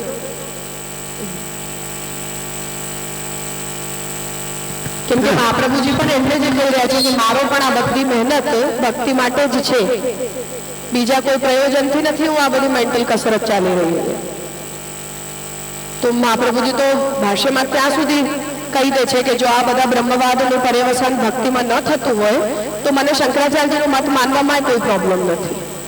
આવું મહાપ્રભુજી કહી રહ્યા છે. કે તમે જો એવું કહેતા હો કે તત્વ સિદ્ધાંતનું પર્યવસાન ભક્તિમાં ન થાય તો પછી જે બોલે બધા સાચા જ છે ને શંકરાચાર્યજી બોલતા તો સાચા જ છે. મને એમાંથી કોઈ પ્રોબ્લેમ આપણે મુજબ પર્સનલી કોઈ સમસ્યા નથી. તો એ એસેન્શિયલી ભક્તિમાં આ બધી કસરત જવી જ જોઈએ. તો એ બધું તો મહાત્મ્ય જ્ઞાન અંતર્ગત જ થઈ રહી છે બધી જે પણ મહેનતમાં પ્રભુજી કરી રહ્યા છે. અને બધી મહેનતનું અલ્ટિમેટ પ્રયોજન પણ આટલું જ છે કે જેનાથી એ ભક્તિનું સ્વરૂપ પ્રોટેક્ટેડ રહેવું જોઈએ. કેમ કે જેમ અત્યારે આપણે જોયું કે તત્વ સિદ્ધાંતમાં આટલું પરિવર્તન આવે એનાથી આનંદ ધર્મભૂતતા કેવી રીતે કહી શકાય એને? કેમ કે આનંદ ધર્મભૂત કઈ હોઈ જ નહીં શકે પછી તમારા મતમાં. તો તત્વ સિદ્ધાંતની જે અસર છે એ તમારા ભક્તિ સિદ્ધાંતમાં પડવાની જ છે. કઈ બે અલગ અલગ વસ્તુઓ થોડી છે કે તત્વ સિદ્ધાંત પોતાની જગ્યા ઉપર રહે અને આપણી ભક્તિ પોતાની જગ્યા ઉપર રહે. તો તમે દિવસમાં જેટલી ક્રિયા કરો છો એ પ્રત્યેક ક્રિયાની અંદર પોતાની અંદર રહેલી તત્વ સિદ્ધાંતની અન્ડરસ્ટેન્ડિંગને કોઈ ને કોઈ રીતે અપ્લાય જ કરીએ છીએ આપણે. ભલે આપણને એને સમજી વિચારીને કે સિદ્ધાંત બોલીને કે શ્લોક બોલીને ન કરતા હોઈએ પણ એ સિદ્ધાંતને આપણે આપણા રોજના જીવનમાં અપ્લાય જ કરીએ છીએ. તો પ્રોબ્લેમ તો એનો એપ્લિકેશન થાય ત્યારે થાય છે, ખાલી પુસ્તક વાંચતી વખતે થોડી કોઈ સમસ્યા થાય છે. તો મહાપ્રભુજીની ચિંતા એ વાતની છે, શંકરાચાર્યજીની પણ મહાપ્રભુજીની સમસ્યા છે કેવલ એટલી જ છે કે આવી સ્થિતિમાં આ સિદ્ધાંત કોઈ માણસ માને તો ભક્તિ કરે કેવી રીતે? ભક્તિ કરશે જ કેવી રીતે? તમારા માટે કૃષ્ણ જે છે એ શાખારુંધતી ન્યાય પ્રમાણે મિથ્યા છે. તો જો મિથ્યા છે તો તમે એની ભક્તિ કરશો જ કેવી રીતે? તો પછી આગળ કોઈ બોલવાનો મતલબ જ બનતો નથી. તો એવું નથી કે કેવલાદ્વૈતવાદ પોતાની જગ્યા ઉપર રહી જશે, રહી નહીં જાય, એ લાગશે ક્યાંક ને ક્યાંક.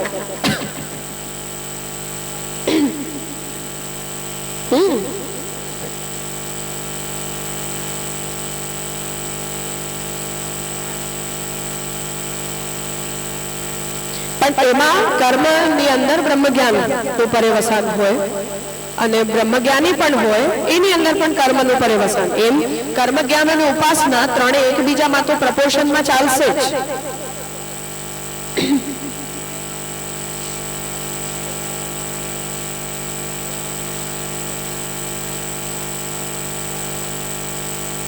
માની એમાં પ્રોબ્લેમ નથી પણ પ્રમોશન ને લઈને જે મધ્વાચાર્યજીનો સિદ્ધાંત છે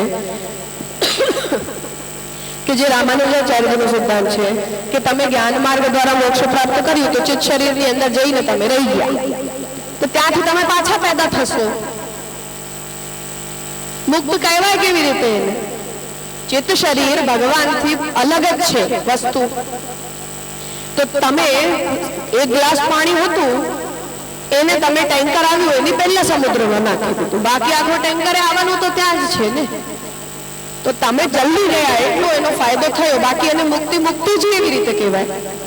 કેમ કે ચૈતન્યની સમષ્ટિમાં તમે લીન થઈ ગયા અને હવે જ્યારે બધી નવી વ્યષ્ટિઓ બનશે ત્યારે ચૈતન્યમાં જે છે એ બધું બહાર જ આવવાનું છે પાછું.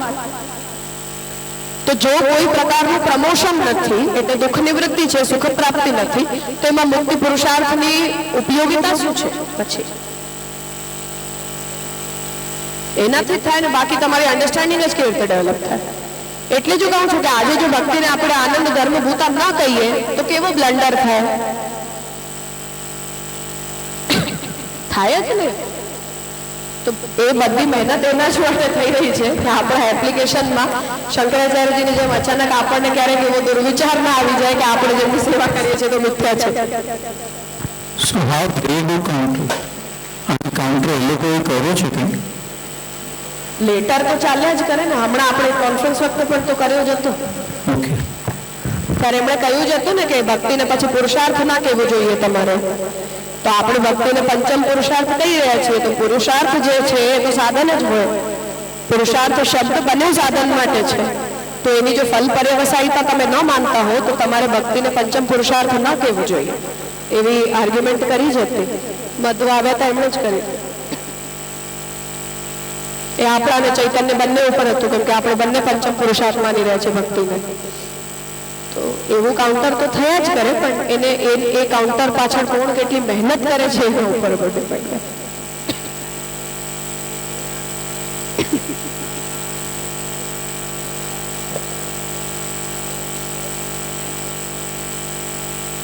આપણે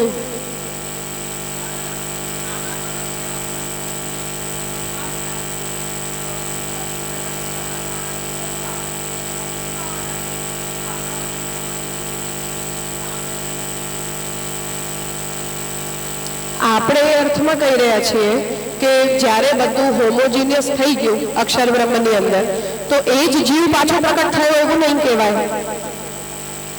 સેમ જીવ પ્રકટ થયો એવું થોડી કહેવાય. હવે તો જે ચૈતન્યમાં ભેદ વ્યષ્ટિ તરીકે પ્રકટ થયા હતા, એ બધા ભેદ જ્યારે ખતમ થઈ ગયા અને આખી એક સમષ્ટિ એક થઈ ગઈ, હવે એમાંથી જેટલું પણ નવું નીકળશે એ બધું ફ્રેશ સ્ટાર્ટ છે.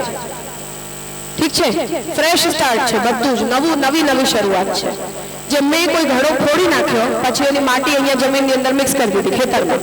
હવે તમે પાછા ખેતરમાંથી ઘડો બનાવવા માટે માટીનો પેંડ ઉપાડીને આવો તો એ જ ઘડાની માટી પાછી ઉપાડી છે એવું થોડી કહેવાય. માટી તો માટી થઈ ગઈ અને હવે જે બન્યું એ નવું બન્યું. આવો સિદ્ધાંત થયો ને. આપણે એ વાતને કહી રહ્યા છીએ. યદ્યપિ મહાપ્રભુજી સગુણા મુક્તિ રસમાદ્ય કરીને એને ખરાબ તો મહાપ્રભુજી પણ કહી જ રહ્યા છે કે પુરુષોત્તમની પ્રાપ્તિ કર્યા સિવાયની બધી મુક્તિઓ સગુણ છે અને કૃષ્ણમાં જે સાયુજ્ય થાય એ જ નિર્ગુણ મુક્તિ છે. એવું તો મહાપ્રભુજીએ પણ ડિફરન્સિએશન સંદર્ભથી કર્યું જ છે. પણ આ તાત્પર્યથી આપણે એ વાતને કહી રહ્યા છીએ. રામાનુજાચાર્યજી એ કહી રહ્યા છે કે આને મોક્ષ કહેવાય જ નહીં. તમે આને મુક્તિ માનો છો કે હું જલ્દી પહોંચી ગયો, પણ તમારી પાછળ આવવાના જ છે આખી દુનિયા અહીંયા જ. તો તમે જો કોઈ એવા ડેસ્ટિનેશન ઉપર પહોંચ્યા, એટલે મેં એમ સમજ્યું કે માચી પહોંચવું, પાવાગઢ પહોંચવું છે, તો હું 100 કિલોમીટરની સ્પીડ ઉપર ચલાવીને 10 મિનિટ જલ્દી પહોંચી, બીજા માણસો 10 મિનિટ પાછળ પહોંચશે. પણ તમે માચી ઉપર છો એટલે તમે પાવાગઢ ઉપર તો ના જ કહેવાઓ ને. તમે છેક ટોપ ઉપર પહોંચો ત્યારે તમે પાવાગઢ ઉપર કહેવાઓ. તો માચી ઉપર પહોંચીને તમને શું મળ્યું? કોઈ જલ્દી પહોંચો ને કોઈ લેટ પહોંચો, એમાં કોઈ ફરક ના પડે. એટલે એમના મત પ્રમાણે એ મિસઅન્ડરસ્ટેન્ડિંગ છે કે આને મોક્ષ કહેવાય. વસ્તુતઃ એ મોક્ષ છે જ. તમે ખાલી જલ્દી પહોંચી ગયા છો, બસ. હા છે જ, ડેફિનેટલી છે, કોઈ ડાઉટ નથી જ. એમાં કોઈ મતભેદ નથી કે આ સિદ્ધાંત ભેદ છે જ. અને જે બ્રહ્મવાદની અનુભૂતિ મહાપ્રભુજી કહી રહ્યા છે એની અંદર આ મધ્યમ અનુભૂતિ જ છે. એમાં કોઈ સંશય જ નથી. કેમ કે જગત બ્રહ્મથી ઇતર છે, એક અનિષ્ઠ અનુભૂતિ છે. જગત બ્રહ્મ જેવું છે, આ મધ્યમ અનુભૂતિ છે. અને બ્રહ્મ જ જગત છે, આ ઉત્તમ અનુભૂતિ છે. તો કનિષ્ઠ અને મધ્યમમાં આવે જ છે, એમાં કોઈ શંકા નથી. પર નિષિદ્ધ કોટી નથી. અને નિષિદ્ધ કોટી એટલે નથી કેમ કે ભક્તિ કરી રહ્યા છે એના કારણે. અન્યથા જો આ બધી કસરત વિધાઉટ ભક્તિ તમે કરો તો મહાપ્રભુજીના કન્સિડરેશનમાં આ વાત ન આવી શકે. પણ કેમ કે અલ્ટિમેટલી આ બધી કસરતથી થઈ ઠાકોરજીની ભક્તિ રહી છે, ઠાકોરજીમાં શરણાગતિ થઈ રહી છે, એના કારણે મહાપ્રભુજીને એમનાથી એટલી મેજર કોઈ સમસ્યા નથી. મહાપ્રભુજીને એ માન્ય છે કે પર્યવસાન અલ્ટિમેટલી ભક્તિમાં થવું જોઈએ. નાની મોટી અન્ડરસ્ટેન્ડિંગની અંદર પ્રોબ્લેમ હોય તો એને આપણે જ્ઞાનના બધા વિવિધ પ્રકારો છે એના અંતર્ગત એને આપણે ચલાવી દેવાના. બાકી ભક્તિ છે તો ભક્તિના બલથી એ જીવને યથાધિકાર ભગવાન મળશે. આવો એનો મતલબ છે. રાજા બ્રહ્મન આપણે કહ્યું કે અપ્રાકૃત થાય છે પદાર્થો, તો એ નિવેદનથી થાય છે અપ્રાકૃત કે સમર્પણથી? કયા સ્ટેજ ઉપર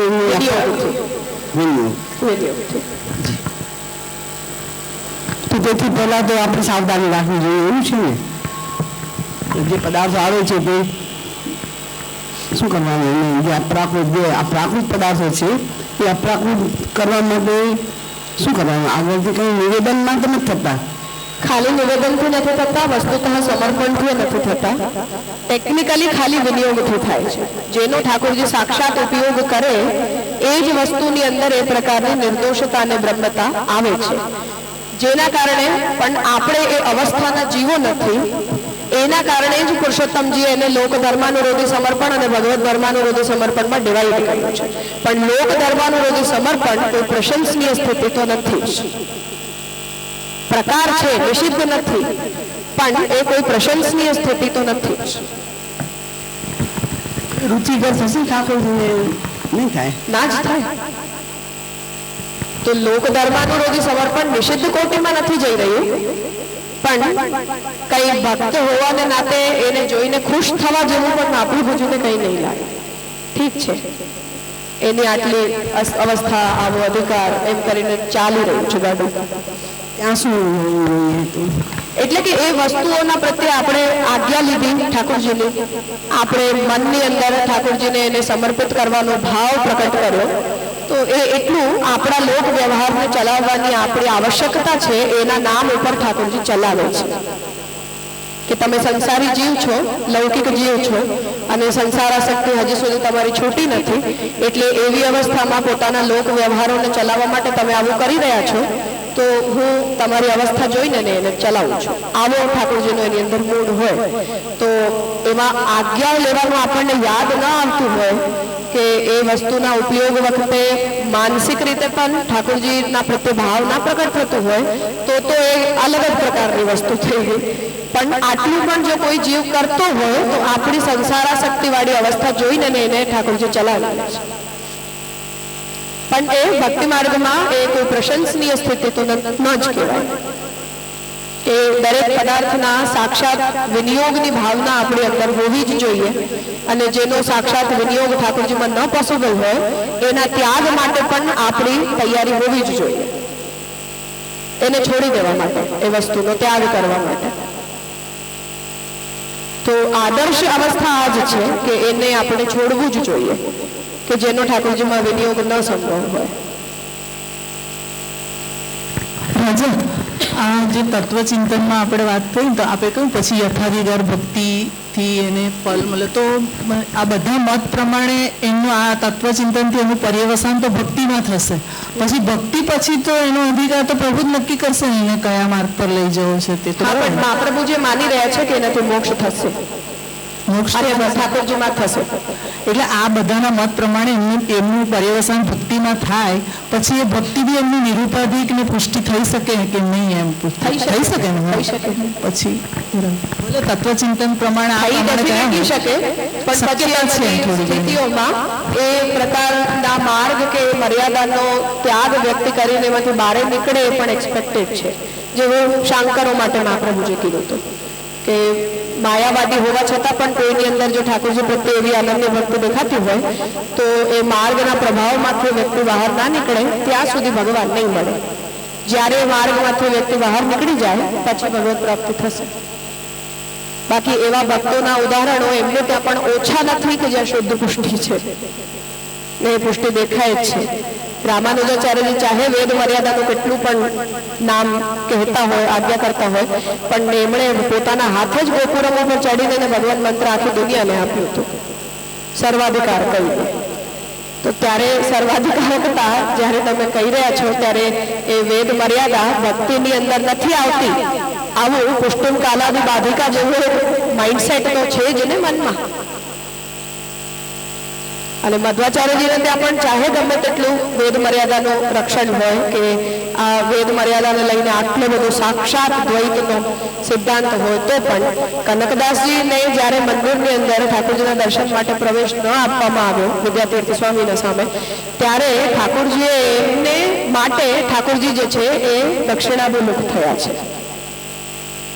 શૂદ્ર હતા કનકદાસ, તો એમનો ઉત્તમ વર્ણ નથી એવું કહીને ઉડુપી કૃષ્ણના દર્શન માટે એમને ન આવવા મળતું, તો બારે ઉભા રહીને કીર્તનો ગાતા ઠાકોરજી માટે, અને એમની ભક્તિને જોઈને એમને દર્શન આપવા માટે ઠાકોરજીની પ્રતિષ્ઠા પૂર્વાભિમુખ થઈ હતી ને ઠાકોરજી એમની તરફ ઊંધા વળી ગયા, જેના કારણે આજ દિવસ સુધી મંદિરનો પ્રવેશ દ્વાર પૂર્વાભિમુખ છે ને ઠાકોરજી બિરાજે છે આમ પશ્ચિમમાં. અને કનકદાસજીને યાદ કરવા માટે ત્યાં એક અલગ દ્વાર બનાવવામાં આવ્યો છે દર્શન કરવા માટે. અને ઉડુપીમાં દર્શનનો એ નિયમ છે કે નવગ્રહ પિંડીમાંથી દર્શન કર્યા પછી જો કનક પિંડીમાંથી કોઈ વ્યક્તિ ઠાકોરજીના દર્શન ન કરે તો ઠાકોરજી એને અભિમુખ થતા જ નથી. એ ચાહે બ્રાહ્મણ હોય, ચાહે સંન્યાસી હોય, ચાહે બ્રહ્મચારી હોય કે કોઈ પણ હોય. તો તમે અલ્ટિમેટલી એ શૂદ્રની વારીમાંથી જોઈ રહ્યા છો ઠાકોરજીને, ને ઠાકોરજી ત્યાંથી તમને દર્શન આપે છે. તો નવગ્રહ પિંડીમાંથી નજીકમાં નજીક જઈને તમે કરી લો દર્શન, પણ મંદિરની બહાર તમે કનક પિંડીમાંથી દર્શન કર્યા વગર અગર નીકળ્યા તો એનો મતલબ છે કે તમે ઠાકોરજીના દર્શન કર્યા જ નથી, પુષ્ટિ નથી. ક્યાં છે મર્યાદાની અંદર? છે જ તો. એટલે રાજા રામાનુજ અને માધવાની બી ભક્તિ છે, નિર્ગુણ ભક્તિ સમજવાની, એને અંતર્ગત સાત્વિક એમાં. નિર્ગુણ અંતર્ગત સાત્વિક. અચ્છા, એ રીતે. અને જે તાદાત્મ્યનો સિદ્ધાંત છે, તમને લાગે છે Mahaprabhuji is the only Acharya who has given the તાદાત્મ્ય સિદ્ધાંત? નો અધર Acharya? I mean sort of અભિનવ ગુપ્ત, મતલબ બહુ માઇનર ડિફરન્સની સાથે અભિનવ ગુપ્ત.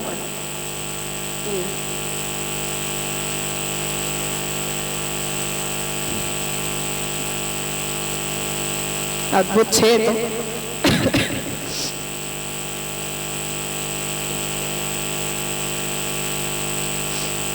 પણ તાત્પર્ય એ છે કે મહાપ્રભુજી એમને સાત્વિક રાજસ તામસ ભક્તિ માર્ગ કહીને અસ્માકંતુ નિર્ગુણ કહી રહ્યા છે, ત્યારે નિર્ગુણમાં નિર્ગુણ એવો અર્થ છે, અને નિર્ગુણમાં જ સાત્વિક રાજસ અને તામસ. અન્યથા જેને મહાપ્રભુજી સાત્વિક ભક્તિ માર્ગ કહી રહ્યા છે એ પરંપરાના મતાનુવર્તી મહાપ્રભુજી પોતે પણ છે, વિષ્ણુ સ્વામી સંપ્રદાય. તો એ પ્રાકૃત રાજસ તામસ સાત્વિકની નથી વાત, ત્યાં નિર્ગુણમાં સાત્વિક રાજસ અને તામસ કહી રહ્યા છે, જેમ રજભક્તોની અંદર મહાપ્રભુજીએ પ્રકારભેદ કહ્યો છે નિર્ગુણ અંતર્ગત, એવી જ રીતે.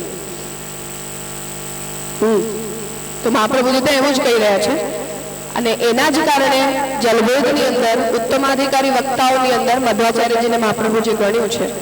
તો શેષ કહી રહ્યા છે શેષાગ્નિ વ્યાસ મારુતા, તો શેષથી કેમ કે શેષાવતાર રામાનુજાચાર્યજી છે અને વાયુના અવતાર મધ્વાચાર્યજી છે, તો મહાપ્રભુજી એમની ગણના ઉત્તમાધિકારી ઉત્તમ વક્તાઓની અંદર કરી છે કે જેમના વાક્યના શ્રવણ માત્રથી ભગવત પ્રાપ્તિ છે. તો જો એમાં એ પ્રાકૃતતાનો મહાપ્રભુજીનો વિચાર હોત તો કોઈ પણ પ્રકારનો કે એમાં એટલું મેજર વેદ વિરોધ જો મહાપ્રભુજી જોયું હોત તો ઉત્તમાધિકારી વક્તાઓમાં એમની ગણનાનો કોઈ પ્રશ્ન જ નથી.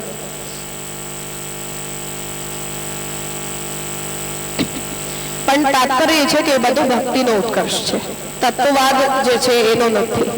તત્વવાદ અસર કરે છે ભક્તિને, પરંતુ અલ્ટિમેટલી જો એ ભક્તિ પર્યવસિત થતું હોય તો મહાપ્રભુજીને એમ નથી કોઈ મેજર પ્રોબ્લેમ જેવું કંઈ નથી. ને તત્વવાદમાં જ્યાં મહાપ્રભુજી કાઉન્ટર કરવું જોઈએ ત્યાં મહાપ્રભુજી કર્યું જ છે. સ્વગત ભેદને લઈને પણ મહાપ્રભુજી રામાનુજાચાર્યજીને રિસ્પોન્ડ કર્યું છે, અને અતત્વમસી વાક્યમાં પરમત નિરાકરણ પ્રકરણ શાસ્ત્રાર્થમાં મહાપ્રભુજી મધ્વાચાર્યજીને રિસ્પોન્ડ કર્યું જ છે.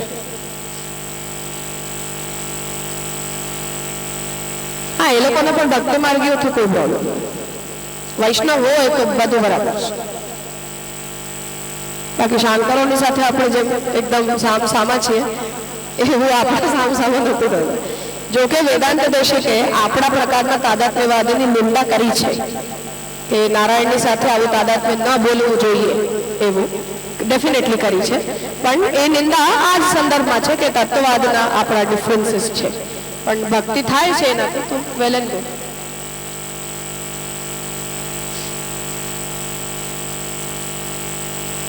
ઠીક છે, તો લાસ્ટ ટાઈમ આપણે આ સિદ્ધાંત સુધી બોલો.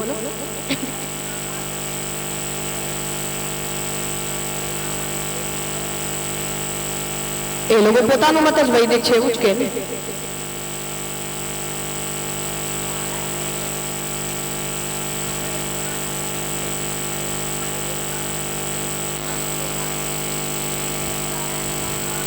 હા, તો આપણા પણ તાદાત્મ્યમાં દ્વૈત તો રહે જ છે ને, લીલાર્થ દ્વૈત. આપણે પણ તાદાત્મ્યને સ્વાભાવિક અદ્વૈત અને લીલાર્થ ઐચ્છિક દ્વૈત આવી જ રીતે આપણે કહી રહ્યા છીએ. શંકરાચાર્યજી જેવું અદ્વૈત તો આપણે માનતા નથી, અને મધ્વાચાર્યજી જેવું દ્વૈત આપણે નથી માનતા. સ્વાભાવિક અદ્વૈત આપણે માન્યું છે, તો પણ જ્યારે ગોસાઈજી એવું કહે છે કે નિત્ય લીલાનો દ્વૈત તો પણ રહે છે, સ એકાકી ન રમતે ખાલી સૃષ્ટિ લીલાની વાત છે, તો પછી આપણે શું કહીએ એમાં કે લીલાર્થ ઐચ્છિક દ્વૈત તો ત્યારે પણ ઇન્ટેક્ટ જ છે ને. અને જ્યારે સ્વાભાવિક અદ્વૈત હોય પણ છે ત્યારે પણ આપણે અભાવ ન માનીને તિરોધાન જ માની રહ્યા છીએ શક્તિઓનો ભગવાનમાં. છે તો બધું ત્યાંનું ત્યાં, ખાલી ઠાકોરજી પડદો લઈ લીધો છે આગળ, બસ. તો સ એકાકી ન રમતે સદ્વિતીયમાં ઈચ્છા, તો ત્યારે પણ આપણે નૈયાયિકોની જેમ પ્રાગભાવ થોડી માનીએ છીએ સૃષ્ટિનો, તો પણ આપણે એવું જ કહી રહ્યા છીએ કે શક્તિઓનો ભગવાનમાં તિરોધાન છે, ખાલી પડદો ખોલે એટલી વાર છે બસ એક ક્ષણની. તો દ્વૈત અને અદ્વૈત આપણે ત્યાં હંમેશા રહે છે, પણ ફરક કેવલ એટલો છે કે આપણો અદ્વૈતનો સર્કલ મોટો છે અને એની અંદર એક દ્વૈતનો સર્કલ છે. બે ઇક્વલ સર્કલ નથી આપણા સિદ્ધાંતમાં કે દ્વૈત અને અદ્વૈત એ બે એક સરખા હોય એવું નથી. અદ્વૈત મોટું છે અને દ્વૈત નાનું છે, પણ છે બંને હંમેશા, ચાહે સૃષ્ટિની પહેલા હોય, ચાહે પ્રલય પછી હોય કે ચાહે સૃષ્ટિકાળમાં હોય, ઓલ ધ ટાઈમ થતું જ નથી કોઈ દિવસ. વિદ્વાન મંડળમાં ગોસાઈજીએ બહુ લાંબી આર્ગ્યુમેન્ટ આપી છે આના માટે કે ઠાકોરજીની નિત્ય લીલાનો લય કોઈ દિવસ થતો જ નથી. એ ઠાકોરજીની પાસે હંમેશા ને હંમેશા બધું વૈકુંઠ લોકમાં એઝ ઇટ ઇઝ રહે છે. ચાહે આ દુનિયાનો પ્રલય થઈ જાય, આત્યંતિક પ્રલય કેમ ન થઈ જાય, તો અક્ષર બ્રહ્મ પર્યંતનો લય થાય, એ અક્ષર બ્રહ્મ પર્યંતનો લય પણ અક્ષરમ એકમ સર્વમનો લય છે. કેવલ ભગવત ધામ રૂપ તદ વિલક્ષણમનો લય નથી, એ નિત્ય છે એવું ગોસાઈજી પણ કહી જ રહ્યા છે. તો એ પ્રકારનો એકાકી નરમતોમાં ભગવાન એકલા અટુલા ચારે બાજુ અંધકાર, હું તો આપણે નથી માનતા. પણ આપણે એ સૃષ્ટિને દ્વૈતની કેટેગરીમાં એટલે નથી નાખતા કેમ કે એનો દ્વૈત આપણા જેટલો દ્વૈત નથી. આપણી સાથે જેટલો મોટો ઐચ્છિક દ્વૈત પ્રકટ થાય છે અવિદ્યા, એવો દ્વૈત ત્યાં ક્યારે પ્રકટ નથી. હા, તો એ બધામાં તો સાક્ષાત બધા ધર્મો, ભગવત ધર્મો પ્રકટ છે એટલે આપણે એના દ્વૈતને દ્વૈતની કેટેગરીમાં કાઉન્ટ નથી કરતા. બાકી ભક્ત છે, સેવકો છે, એટલે સેવક અને સ્વામીના વચ્ચે જેટલો દ્વૈત સેવા માટે એસેન્શિયલ છે એટલો તો વૈકુંઠમાં પણ હંમેશા રહે છે આપણા સિદ્ધાંતમાં પણ. હા, બસ કારણ તત્વોને બધાને ભગવાન પોતાનામાં લીન કરીને અને જે સૃષ્ટિમાં ઈચ્છિત દ્વૈત ભગવાન પ્રકટ કરે છે એનું ભગવાને ઉપસંહાર કર્યું છે. બસ આટલો જ એકાકી નરમતીથી આપણો મતલબ છે. વૈકુંઠે નથી રહેતું ને ત્યાંના જીવો નથી રહેતા એવો આપણો અર્થ નથી.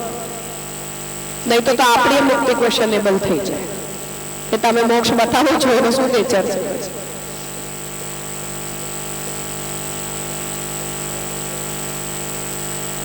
ના ના, લીલાર્થ ઐચ્છિક દ્વૈત, સ્વાભાવિક અદ્વૈત અને લીલાર્થ ઐચ્છિક દ્વૈત, એમાં અદ્વૈતનું સર્કલ મોટું, એની જ અંદર એક દ્વૈતનું નાનું સર્કલ, અને એ બંને નિત્ય છે ઓલવેઝ. હા, પણ દ્વૈતની અંદર અદ્વૈત હોય એવું નહીં, અદ્વૈતની અંદર દ્વૈત છે.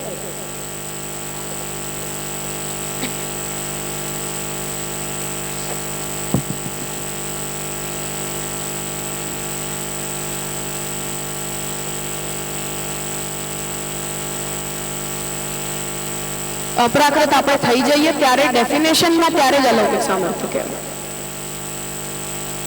ના ના, આપણી ઇન્દ્રિયોમાં અપ્રાકૃતતા અને ભગવત સન્નિકર્ષ યોગ્યતા પ્રકટ થઈ જાય ત્યારે સાનુભાવ, ઠાકોરજીનો સાનુભાવ થવા લાગી જાય ત્યારે, હા ત્યારે ત્યારે ત્યારે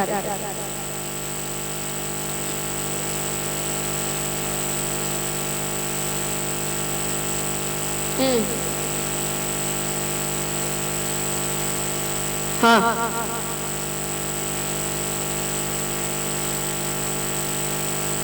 મુક્તિ. હા,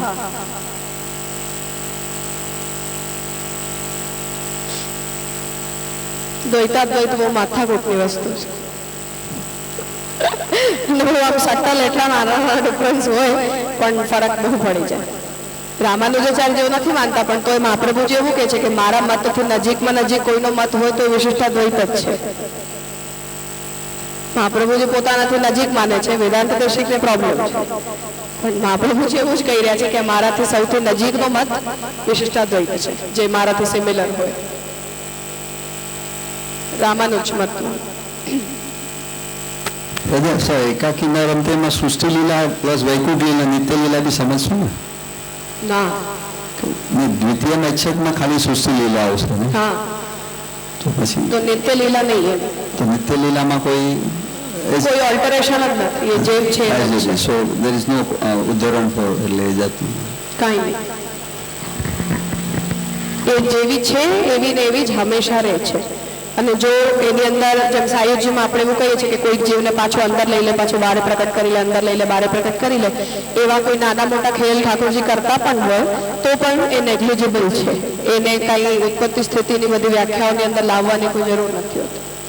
બાકી અન્યથા એ આખી જે સૃષ્ટિ છે ઠાકોરજીની એ જેમ ઠાકોરજી છે એમને એમ રહે છે ઓલવેઝ, કોઈ પ્રકારના પરિવર્તન વગર. હા, હંમેશા ગમે આ દુનિયામાં જે થતું હોય એની જગ્યાએ થતું રહે. હા, એ લોકો બધા જ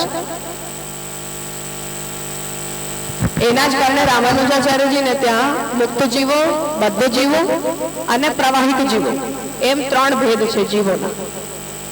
જેમ આપણે પુષ્ટિ પ્રવાહ અને મર્યાદા કરીએ છીએ ને એવી રીતે થોડું ભણવું હોય તો એક સજેશન, યતીન્દ્ર મત દીપિકા ટેક્સ્ટ છે, એ એમને ત્યાંનું પ્રમેયરત્ન સંગ્રહ છે રામાનુજાચાર્યની કથા. તો આમ પ્રમેયરત્ન સંગ્રહથી આપણને જે બેસિક અન્ડરસ્ટેન્ડિંગ આવી જાય એવું યતીન્દ્ર મત દીપિકા જોઈએ તો થઈ જાય. સામાન્ય તત્વ સિદ્ધાંત, બાકી નાનું મોટું તો ખેર વિસ્તાર ભાષ્ય વગેરેની અંદર છે જ, પણ સામાન્ય તત્વની અન્ડરસ્ટેન્ડિંગ જે છે એ યતીન્દ્ર મત દીપિકાથી થઈ જાય છે. રાજા, તો પછી વૈકુંઠમાં દ્વૈત કહીશું કે એકાકી ન રમતે, તો દ્વૈત કહીશું કે અદ્વૈત, જે વૈકુંઠ લીલા થતા સહિષ્ણુ અદ્વૈત ત્યાં તાદાત્મ્ય. સેવા યોગ્ય દ્વૈત છે કેવલ, બાકી તો આનંદ ધર્મ બધામાં સાક્ષાત પ્રકટ છે, એટલે છે તો બધા ભગવત રૂપ જ. હા, તો દ્વૈત સહિષ્ણુ અદ્વૈત જ છે એ પણ, કેમ કે ભક્તોને ઠાકોરજીની સેવા તો કરવી જ છે ત્યાં. તો સેવા કરવા માટે સ્વામી સેવકની વચ્ચે જેટલો દ્વૈત અપેક્ષિત હોય એટલો દ્વૈત રહે છે, બાકી અપ્રાકૃતતા પ્રકટ થઈ જાય છે, ગંધ માત્ર અવશેષિત.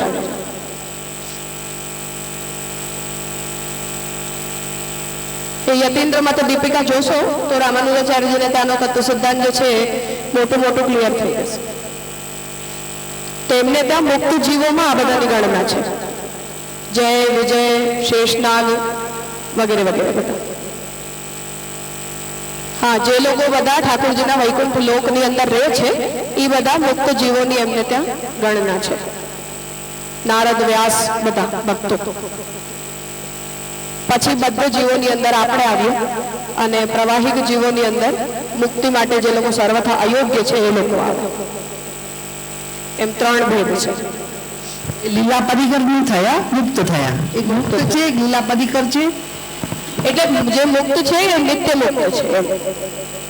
એ લોકો કોઈ દિવસ બદ્ધ થતા જ નથી. જેમ આપણે શુદ્ધ પુષ્ટિ કેમ કહીએ છીએ એવી રીતે. તો શુદ્ધ પુષ્ટિ અને મિશ્ર પુષ્ટિમાં જેટલો ફરક છે એટલો જ ફરક નિત્ય મુક્ત જીવોમાં અને આપણા જેવા લોકો જે મોક્ષ પ્રાપ્ત કરે એમની વચ્ચે રહે.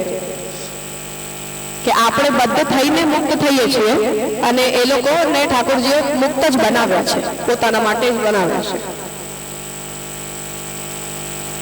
જેમનો મોક્ષમાં અધિકાર જ નથી. ગીતાજીમાં જે ઠાકોરજી આજ્ઞા કરી રહ્યા છે એક્ઝેક્ટલી એ જ રીતે.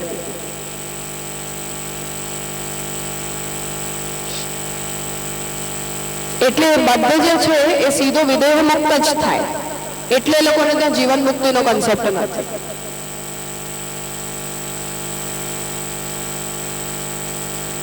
અને એ જે બદ્ધને જે મુક્ત કયો એ નારાયણનો મોક્ષ હોય તો જ મુક્ત કેટેગરીનો કહેવાય.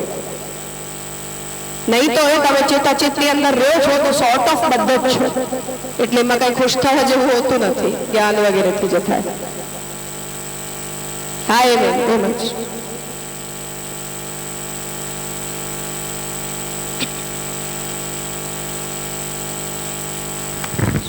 આપણા સિદ્ધાંત આપણે ક્યાં વિદ્વન મંડળ ગોસાઈજીએ વિદ્વન મંડળનો જે ચોથો સેક્શન છે એની અંદર નિત્ય લીલાવાદ આખો ડિસ્કસ કર્યો છે કે ઠાકોરજીની જે નિત્ય લીલા સૃષ્ટિ છે એનો પ્રલય વખતે ભગવાનમાં લય થાય છે કે નથી થતો એ પ્રશ્ન ઉપસ્થિત કરી અને પછી એનું વિસ્તારથી ગોસાઈજીએ ખંડન કર્યું છે કે નિત્ય લીલાનો કોઈ દિવસ લય થતો જ નથી, એ નિત્ય સૃષ્ટિ છે ઠાકોરજી.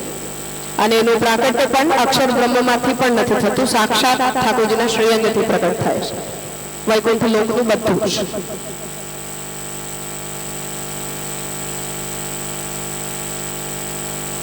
પ્રકટ થાય તો ઠાકોરજી પ્રકટ થાય તો થઈ જાય આપણી વચ્ચે. જેમ રજભક્તો બધા કેવી રીતે આવી ગયા, તો એ તો ઠાકોરજીની સાથે રહે છે બધા. ઠાકોરજીને અહીંયા આવવું હતું તો એ લોકો તો જ્યાં ઠાકોરજી છે ત્યાં આવી જાય. રામચંદ્રજી પધાર્યા, બધા દેવતાઓ આવી ગયા તો જ્યાં ઠાકોરજી છે ત્યાં આવી જાય.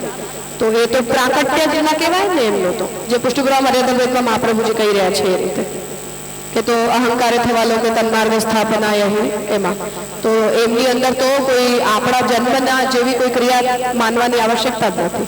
જેમ ઠાકોરજીનું એક અલૌકિક પ્રાકટ્ય છે એમ એ બધા જીવનનું પણ અલૌકિક પ્રાકટ્ય જ છે.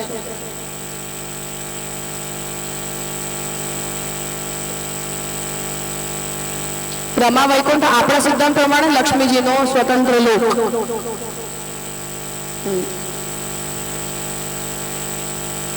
રામાનુજોને ત્યાં સિદ્ધાંતમાં નથી. જેમ આપણે ત્યાં રાધાજી છે એમ એમને ત્યાં લક્ષ્મીજી છે, એટલે એ લોકો શ્રી સંપ્રદાય કહેવાય છે. તો એ લોકો શ્રી સંપ્રદાય. રામાનુજ વૈષ્ણવ હોય એ લોકો પોતાને શ્રી વૈષ્ણવ કહે. તો આપણને જેમ રાધાજી દ્વારા ઠાકોરજી મળે એમ લક્ષ્મીજીથી ઠાકોરજી મળે.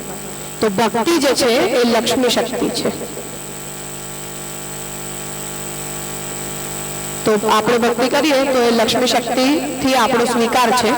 ઠાકોરજી જેનો ભોગ કરે એ લક્ષ્મી કહેવાય એવી રીતે. એટલે એ લોકો જે તિલક કરે એમાં વચ્ચે જે લાલ હોય ને એ લક્ષ્મીજીની શ્રી છે, લાલ કલરથી કરતા.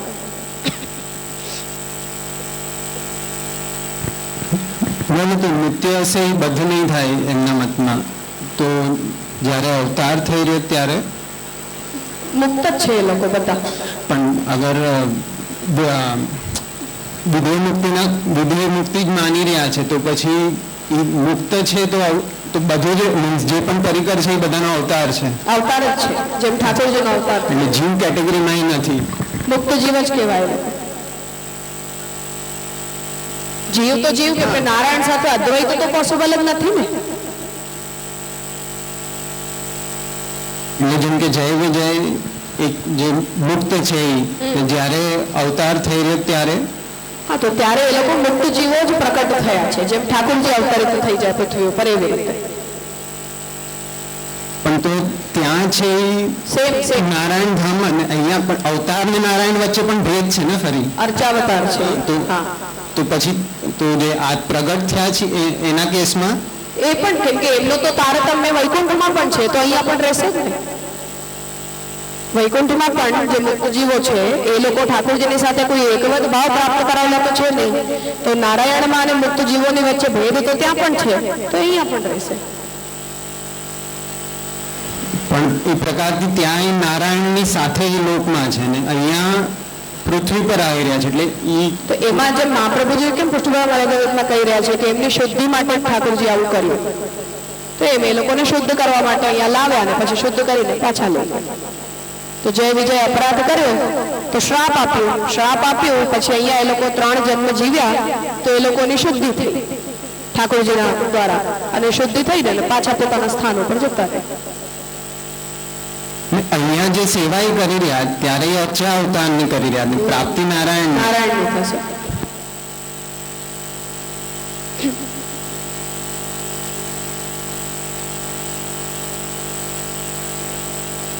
હા ખબર જ હોય ને. એ તો કુંભકર્ણે રાવણને કીધું જ હતું ને કે આ તો તમારો મરવાનો ટાઈમ આવ્યો છે એટલે તમને આવી બુદ્ધિ સૂચી છે. એ કહીને જ ગયો હતો.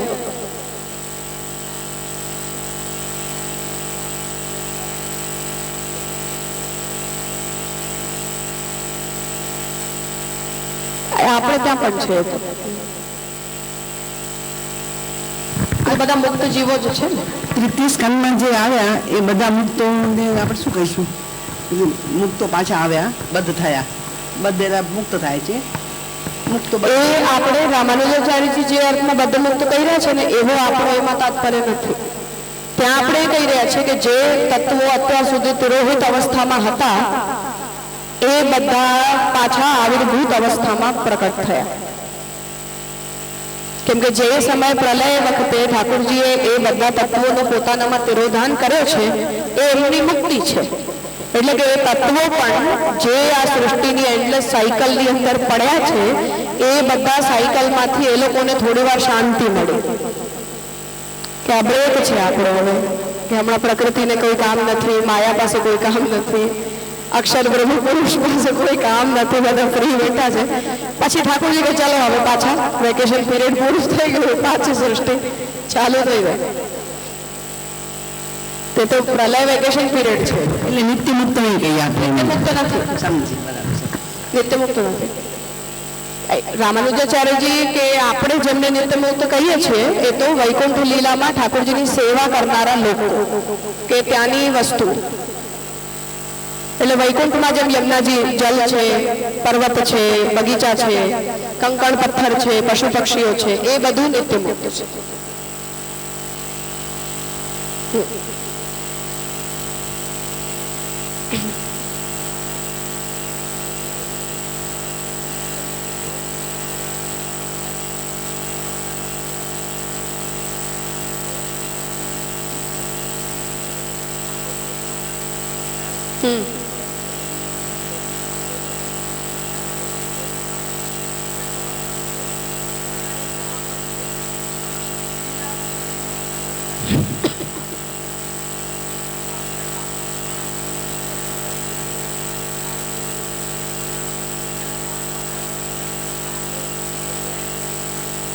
એડ થાય, એમાં એડ થાય.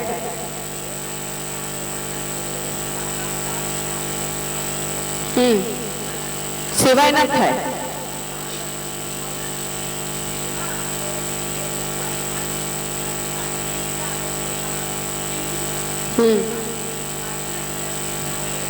એડ થાય છે કેમ કે એમના માટે આપણો એવો ભાવ છે કે સાક્ષાત મહાપ્રભુજી કે ગોસાઈજીના અવતાર કાળમાં જે જીવો પ્રકટ થયા હોય કે જેમને મહાપ્રભુજીએ કે ગોસાઈજીએ સાક્ષાત ઠાકોરજી સાથે જેમનો સંબંધ કરાવ્યો હોય એ આપણા જેવા લોકો ન હોય એવો આપણો એમના માટેનો અહોભાવ છે. કેમ કે ગોસાઈજી કે મહાપ્રભુજીનું પ્રાકટ્ય થવું એ આપણા માટે અવતારકાલીન વ્યવસ્થા છે. તો ઠાકોરજીની અવતારકાલીન વ્યવસ્થાને આપણે જે રીતે જોઈ રહ્યા છીએ કે ઠાકોરજી પ્રકટ થાય તો વૈકુંઠના બધા જીવો ઠાકોરજીની સાથે પધારે, એવી રીતે આપણે એમનામાં ભાવ કરી રહ્યા છીએ. એ આપણો ભાવ પક્ષ છે કે આવું આપણે એમના માટે વિચારવું જોઈએ.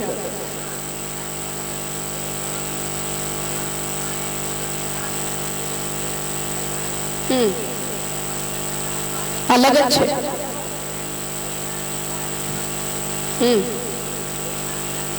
ભિન્ન જ છે, પ્રકાર ભિન્ન જ છે. બધું થઈ શકે તો સાક્ષાત સેવા પણ મળે એવું કંઈ નથી. મહાપ્રભુજી એમાં પછી ભેદ નથી માનતા. એકવાર ફલ મળી જાય તમને, ઠાકોરજી મળી જાય, એના પછી કંઈ શુદ્ધ જીવો પ્રત્યે ઠાકોરજી પાર્શિયલ હોય અને બધા જીવો પ્રત્યે અલગ અપ્રોચ હોય એવું નથી હોતું. નહીં તો સોન સોર સંબંધી યહ ગતિ જે હરિચરણ વજે મહાપ્રભુજી કે નહીં ને, તો એમાં કોઈ પછી ભેદ નથી રહી જતો, પણ પ્રક્રિયા ભેદ જરૂર છે.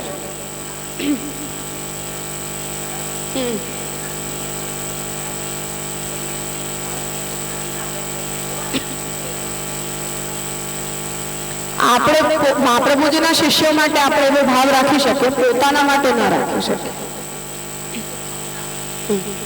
કે મહાપ્રભુજી ગોસાઈજીના જે સેવકો છે જેમનો સાક્ષાત મહાપ્રભુજીના હાથે ઠાકોરજીની સાથે સંબંધ થયો છે એ બધા ઠાકોરજી એ આપણો આદર ભાવ છે, આપણો અહોભાવ છે. આ વિષયમાં કોઈ પ્રમાણ નથી કોઈની પાસે, હે ને. 3 જન્મની જે ભાવના છે એ આપણો અહોભાવ છે, ભાવ પક્ષ છે આપણો. કોઈની પાસે એવું પ્રમાણ નથી ને કે આજ આ પ્રકટ થઈ ગયા છે.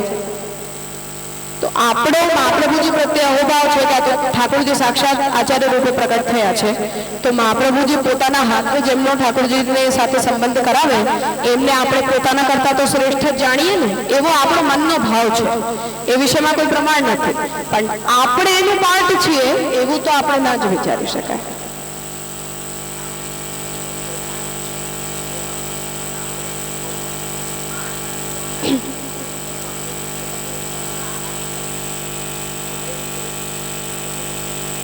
ફળની અવસ્થામાં આપણને પણ ત્યાં જ કોઈના કોઈ સ્થાન મળશે, એમાં કોઈ શંકા નથી. કે ફળ જ્યારે આપણને પણ ઠાકોરજીના લોકમાં આપણને ફળ મળે કે અહીંયા પણ જેમ આપણે ઠાકોરજીની સેવા કરતા હોઈએ, તો જ્યારે આપણે એવો પોતાની અંદર ભાવ કરી રહ્યા છીએ કે આ સેવા હું રાધાજીની સેવા છે, આ તો ઠીક છે, કે કોઈક સેવા યશોદાજીની સેવા છે, કોઈ ઠાકોરજીના મિત્રોની સેવા છે, તો જ્યારે આપણે પોતાની અંદર એમના ભાવનું ભાવન કરી રહ્યા છીએ એ સમયે આપણા ઘરમાં પણ ઠાકોરજી તો એમના દ્વારા જ આપણી એ સેવાનો અંગીકાર કરી રહ્યા છે કે રાધાજીના દ્વારા આપ અમારી આ સેવાનો સ્વીકાર કરજો, કે વ્રજભક્તો થ્રુ આપ અમારી સેવાનો સ્વીકાર કરજો. તો એવું જે ભાવન છે એ આપણે પ્રક્રિયા વખતે તો એવું જ કરીએ છીએ, કેમ કે મારી સ્વતંત્ર સેવા ઠાકોરજી અંગીકાર કરે એવા આપણા માજના ક્યાં. તો એ આ પ્રકારના ભાવને કારણે આ વાતો કરવામાં આવે છે. પણ આપણે વૈકુંઠમાંથી જીવ આપણે પ્રગટ થયા છીએ એવું આપણને પોતાના મોઢા જોઈને તો લાગતું તો નથી. પણ એ વાત ચોક્કસ છે કે સેવા વખતે આપણે ભાવન આવું જ કરવું જોઈએ.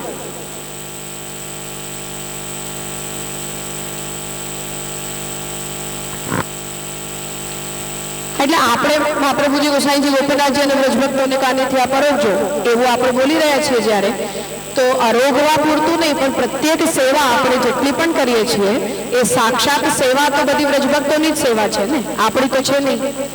તો આપણને તો મહાપ્રભુજીએ એ સેવા આપી છે કે હું તને લઈ જાઉં છું, તું કર આવું. તો આપણે તો મહાપ્રભુજીની પ્રેરણાથી એ સેવાની અંદર આપણે ઇન્વોલ્વ થયા છીએ.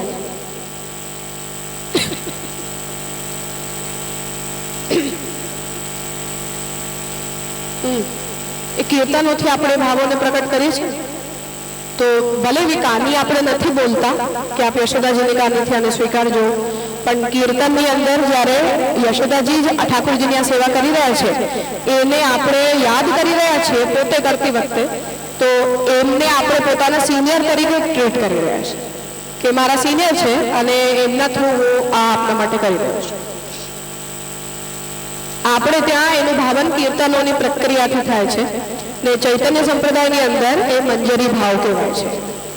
અને એ મંજરી ભાવનું ધ્યાન કરવું એ એમની સાધનાનું મુખ્ય અંગ છે.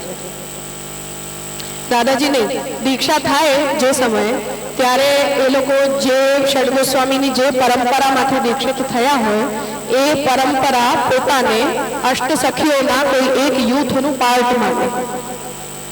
અને અષ્ટસખીઓમાં મુખ્ય રાધાજી છે, મુખ્ય સ્વામીની, અને બીજા 7 છે એમના અવાંતર સેકન્ડરી છે. એટલે મારો જે સ્વરૂપ છે એ આ અષ્ટસખીમાંથી આ સખીની આ સેવામાં અસિસ્ટન્સનો મારો સ્વરૂપ છે. એવું દીક્ષા વખતે એ લોકોને અસાઇન કરવામાં આવે અને એ જ પ્રકારનું દીક્ષા દ્વારા નામ પણ આપવામાં આવે કે હવે આ સખી પ્રમાણે આ તમારું નામ છે દીક્ષા થયા પછી. કેમ કે એ દીક્ષા ધારણ કરવાથી સ્વામીજીની આ અવાંતર સેવાની અંદર હવે તમારો અધિકાર છે. પણ કલયુગની અંદર કેમ કે આપણે અત્યારની જે અવસ્થામાં છીએ એમાં આપણે અંદર ઠાકોરજીની સાક્ષાત સેવાની યોગ્યતા નથી, એટલે હવે ઠાકોરજી મને ક્યારે સેવા પ્રદાન કરશે એનું વિરહ ભાવન કરવાનું પોતાના મંજરી ભાવને અનુરૂપ, પોતાની ગુરુ પરંપરા અને પછી પોતાની જે અષ્ટસખીના યુથની પરંપરા હોય એના અંતર્ગત. અને પછી આપણે જ્યારે આ સંસારના આ બધા બંધનોમાંથી ફ્રી થઈ જઈએ પછી ઠાકોરજી વૈકુંઠ લોકની અંદર એ ગોપીના યુથના એ મંજરી તરીકે જીવનો અંગીકાર કરે. એમને ત્યાં આ પ્રોસિજર છે. કેમ કે જે ભક્તિ છે તો કેમ કે એમને ત્યાંની જે ભક્તિ છે એ શૃંગારો રસાત્મક છે મુખ્યતાથી, બાકી બધા રસો એના અવાંતર રસ છે. તો આપણે એક્ઝેક્ટલી એવી રીતે નથી કરતા, કેમ કે આપણે જે કરી રહ્યા છીએ એને આપણે સાક્ષાત સેવા માનીએ છીએ. એ કંઈક ઠાકોરજીનું કોઈ પ્રતિબિંબ છે અને પછી આપણાથી સ્વીકારી રહ્યા છે એવો આપણો ભાવ નથી. પણ ભલે આપણને એમના દર્શન ના થતા હોય પણ નંદરાયજી, યશોદાજી, વ્રજભક્તો વગેરે જેટલા પણ છે એ બધા આપણા સિનિયર છે અને આપણા ઘરમાં એ જ ઠાકોરજીની સેવા કરી રહ્યા છે અને આપણે જે છીએ એમના આસિસ્ટન્ટ તરીકે કરી રહ્યા છીએ એવો આપણો ભાવ છે આપણે ત્યાંની સેવાનો. તો વિઝિબલ નથી એ લોકો, પણ હું જગાવું છું ત્યારે યશોદાજી હોય જ છે, હું રસોઈ કરું છું ત્યારે સ્વામીજી હોય જ છે, કે આપણે હિંડોલા ઝુલાવીએ ત્યારે વ્રજભક્તો હોય જ છે ત્યાં જ. તો સેવા એ જ કરી રહ્યા છે, આપણે એમનું અસિસ્ટન્સ કરી રહ્યા છીએ. હા, એટલે આપણે એટલે કીર્તન જ્યારે કરીએ ત્યારે આપણે પોતાની અંદર એ પ્રકારના ભાવને પ્રકટ કરીએ છીએ કે હવે યશોદાજી જેમ આપને જણાવે છે એમ એમની હાજરીમાં એમના કહેવા પ્રમાણે કે એમના પ્રતિનિધિ તરીકે કે એમના અસિસ્ટન્ટ તરીકે હું આપને જણાવું છું. એવો આપણે ત્યાંનો પણ આવો જ ભાવ છે સેવામાં. તો એ કીર્તનોથી આપણે ભાવોનું અનુસંધાન કરતા રહીએ છીએ. ભલે પ્રેક્ટિકલી આપણને એકદમ યાદ ના આવી જતું હોય, પણ જે રસોઈ કરતો હોય એ સ્વામીજી જ છે, અને ઠાકોરજી જો એને આરોગી રહ્યા છે તો એ સ્વામીજીના દ્વારા સિદ્ધ કરેલું ભોગ જ ઠાકોરજી આરોગી શકે છે. આ સ્પષ્ટ છે, કોઈ ડાઉટ નથી. હા, બંને પ્રકારના ભાવ છે. કિશોર લીલાનું અનુસંધાન જેની સેવામાં મુખ્ય હોય એમને ત્યાં સ્વામીજીનો ભાવ મુખ્ય છે.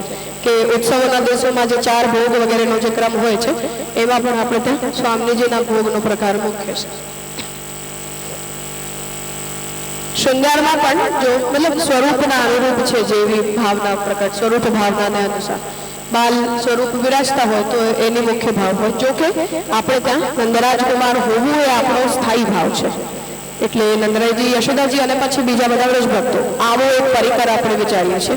ચૈતન્ય સંપ્રદાયની અંદર એ નંદરાજકુમારની મુખ્યતા નથી, ઠાકોરજી અને સ્વામીજીની કુંજ લીલાની મુખ્યતા છે. તો ઠાકોરજી જે સ્થાન ઉપર બિરાજે છે એ ઠાકોરજી અને સ્વામીજીનું વૃંદાવનનું કુંજ છે. એ ગોકુલમાં ઠાકોરજીનું ઘર નથી. એટલે મંદિર જે છે એમાં નિકુંજની ભાવના સ્ટ્રોંગ છે, આપણે ત્યાં ઠાકોરજીના ઘરની ભાવના સ્ટ્રોંગ છે. એટલા બેસિક ભાવનાત્મક ડિફરન્સીસ છે. પણ ભાવ તો આપણે પણ બધા વ્રજલીલાના જીવો આપણા ઘરમાં આપણા ઠાકોરજીની સેવામાં તત્પર છે જ. આપણો પણ આ જ ભાવ છે, અને આપણે તો કેવલ એમના અનુચર છીએ. અને યશોદાજી જેમ આપણને આજ્ઞા કરે કે હા તું આવું કરી દે, એવી રીતે આપણે કરી રહ્યા છીએ. આપણે ત્યાંની પણ સેવાની આ જ ભાવના છે. એટલે એ પ્રકારના દૈવી ભાવથી આપણે એનું અનુસંધાન કરીએ એમાં કોઈ પ્રોબ્લેમ નથી. પણ અમે તો વૈકુંઠથી જ પ્રકટ થઈને આવી ગયા છીએ. This is problematic.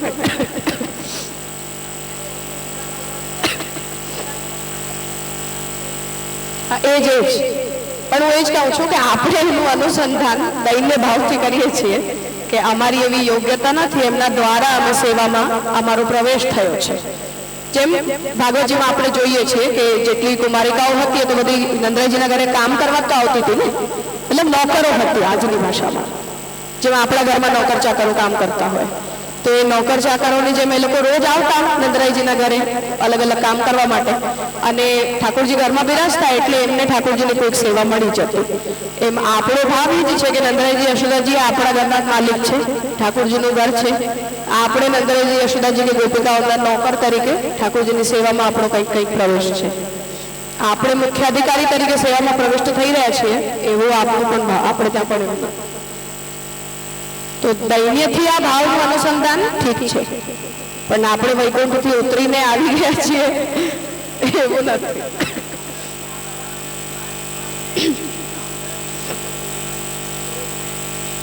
એટલે આપણે ત્યાં કીર્તનોથી જે અનુસંધાન કરવાનું કહેવામાં આવે છે એ આ ભાવથી કહેવામાં આવે છે કે આપણો સ્વતંત્ર સેવાનો અધિકાર નથી, ઠાકોરજી આપણી સેવા સ્વીકારે એવાય નથી, પણ આપણને નંદરાયજી યશોદાજીના ઘરમાં આવી ગયા છીએ અને આપણે ઘરમાં નોકર છીએ એટલે આપણને ઠાકોરજીની કોઈક સેવા મળી જાય છે, એવો આપણો ભાવ છે. તો એનાથી આપણે ભાવોનું અનુસંધાન કરીએ છીએ કે હું રસોઈ કરી રહી છું ત્યારે સ્વામીજી છે જ અહીંયા. એવું બંને પ્રકાર છે. અનવસરની અંદર જે હોય છે એમાં સ્વામીજીનો ભાવ હોય છે. ઉત્થાપન ભોગમાં હોય તો એ વ્રજભક્તોનો જે જંગલમાં રહી રહ્યા છે એમનો ભાવ છે. ઘૈયા વગેરે આરોગે ઠાકોરજી ત્યારે યશોદાજીનો ભાવ છે. ઉત્સવોમાં જેમ હમણાં રથયાત્રાના 4 ભોગનો જે ક્રમ હોય છે તો એમાં તો 4 સ્વામીજીઓના જ ભાવથી હોય છે, યશોદાજીના ભાવથી નથી હોતું. હા, આપણું નથી જ, આપણું નથી જ, આપણું નથી જ.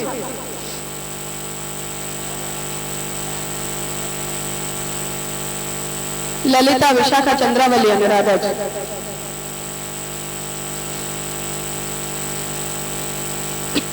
હા રાજા, આપણે કહ્યું કે ફળમાં તો પછી હવે જે સૃષ્ટિ છે કે પુષ્ટિમાં મિશ્ર પુષ્ટિમાં જે શુદ્ધ મતલબ મિશ્ર પુષ્ટિમાં પુષ્ટિ છે એ અને જે શુદ્ધ પુષ્ટિ છે બંનેનો અનુભવ મતલબ ફલાનુભવ પછી તો સરખું જ રહેશે.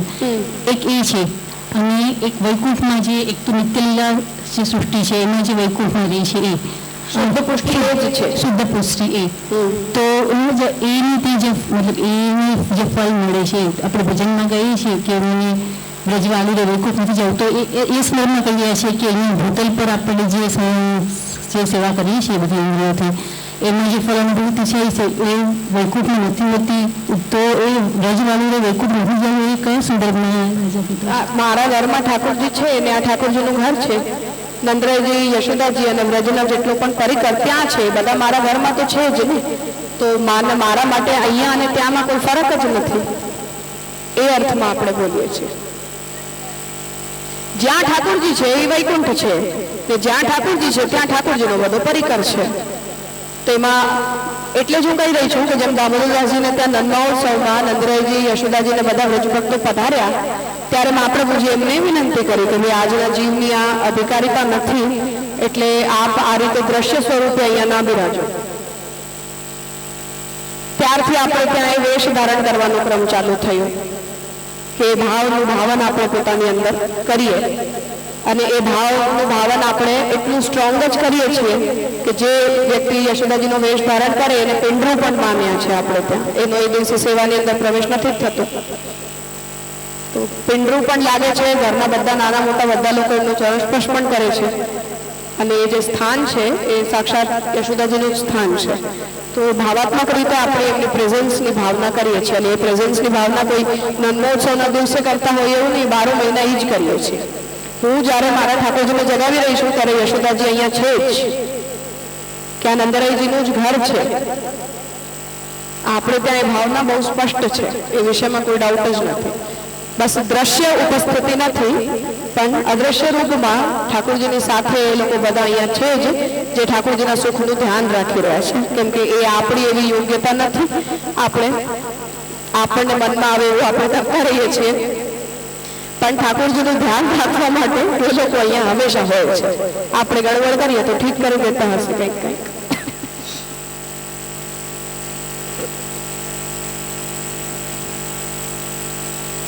હા કરવા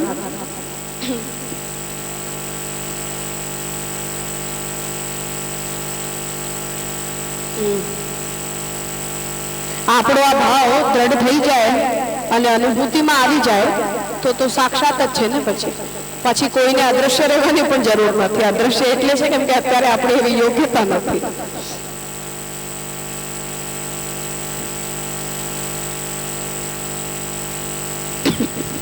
એટલે જ હું કહી રહી છું કે એ આ પ્રકારના અહોભાવનું પ્રદર્શન છે કેવલ કે મહાપ્રભુજી ગોસાઈજી જ્યાં સુધી પૃથ્વી ઉપર બિરાજમાન છે ત્યાં સુધી ઠાકોરજીનો સાક્ષાત અવતાર કાલને સમાન છે બધી સ્થિતિ જીવો માટે પણ અને એ સમય આપણા સંપ્રદાયની પણ જે સ્થિતિ છે એના માટે પણ.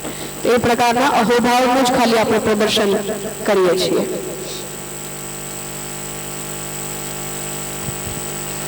શું એમને 3 જન્મમાં એ તો એમને એટલો શ્રાપ મળ્યો તો એટલામાં થઈ ગયો ને એમને પણ. બાકી તો કઈ એની કોઈ નિશ્ચિતતા તો એવી છે નહીં કે ઠાકોરજી લીલાના જીવોને પ્રગટ કરે છે તો કોઈ 3 જન્મમાં જ ઉદ્ધાર કરી દેશે એવું થોડું.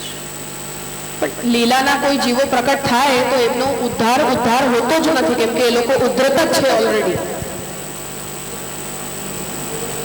ઠાકોરજીએ રાવણને મારીને એનો ઉદ્ધાર કર્યો. આ ખાલી આપણને જે દેખાઈ રહ્યું છે એને જોઈને આપણે બોલી રહ્યા છીએ. વસ્તુ તો એ ઉદ્ધાર જ નથી. એ લોકો ઓલરેડી ઉદ્ધત છે. તો જેમ ઠાકોરજી પોતાની ઈચ્છાથી આવ્યા છે એમ એ લોકો પોતાની ઈચ્છાથી મોકલવામાં આવ્યા છે. ઠાકોરજીએ કીધું કે હા ભાઈ આટલા વર્ષો સુધી તમે ત્યાં રહી આવો એવી રીતે આવ્યા છે એ લોકો જેમાં આપણે કોઈ બીજા ગામ જઈને રહી આવીએ. તો એ લોકો ઓલરેડી ઉદ્ધત છે એટલે એમના ઉદ્ધારનો કોઈ એમાં પ્રશ્ન જ નથી.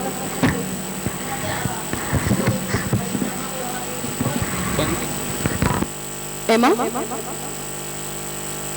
કઈ નહીં. આપણે ત્યાં તો જે કીર્તનો હોય એ જ મંત્ર છે કેમ કે જે ક્યારે પણ જે સેવા ચાલતી હોય ત્યારે કીર્તન તો થતો જ હોય ને. વગર કીર્તન તો હોય જ નહીં કોઈ દિવસ. તો એ પોતાનામાં સફિશિયન્ટ છે એ ચરિત્રનું કે લીલાનું ભાવન કરવા માટે.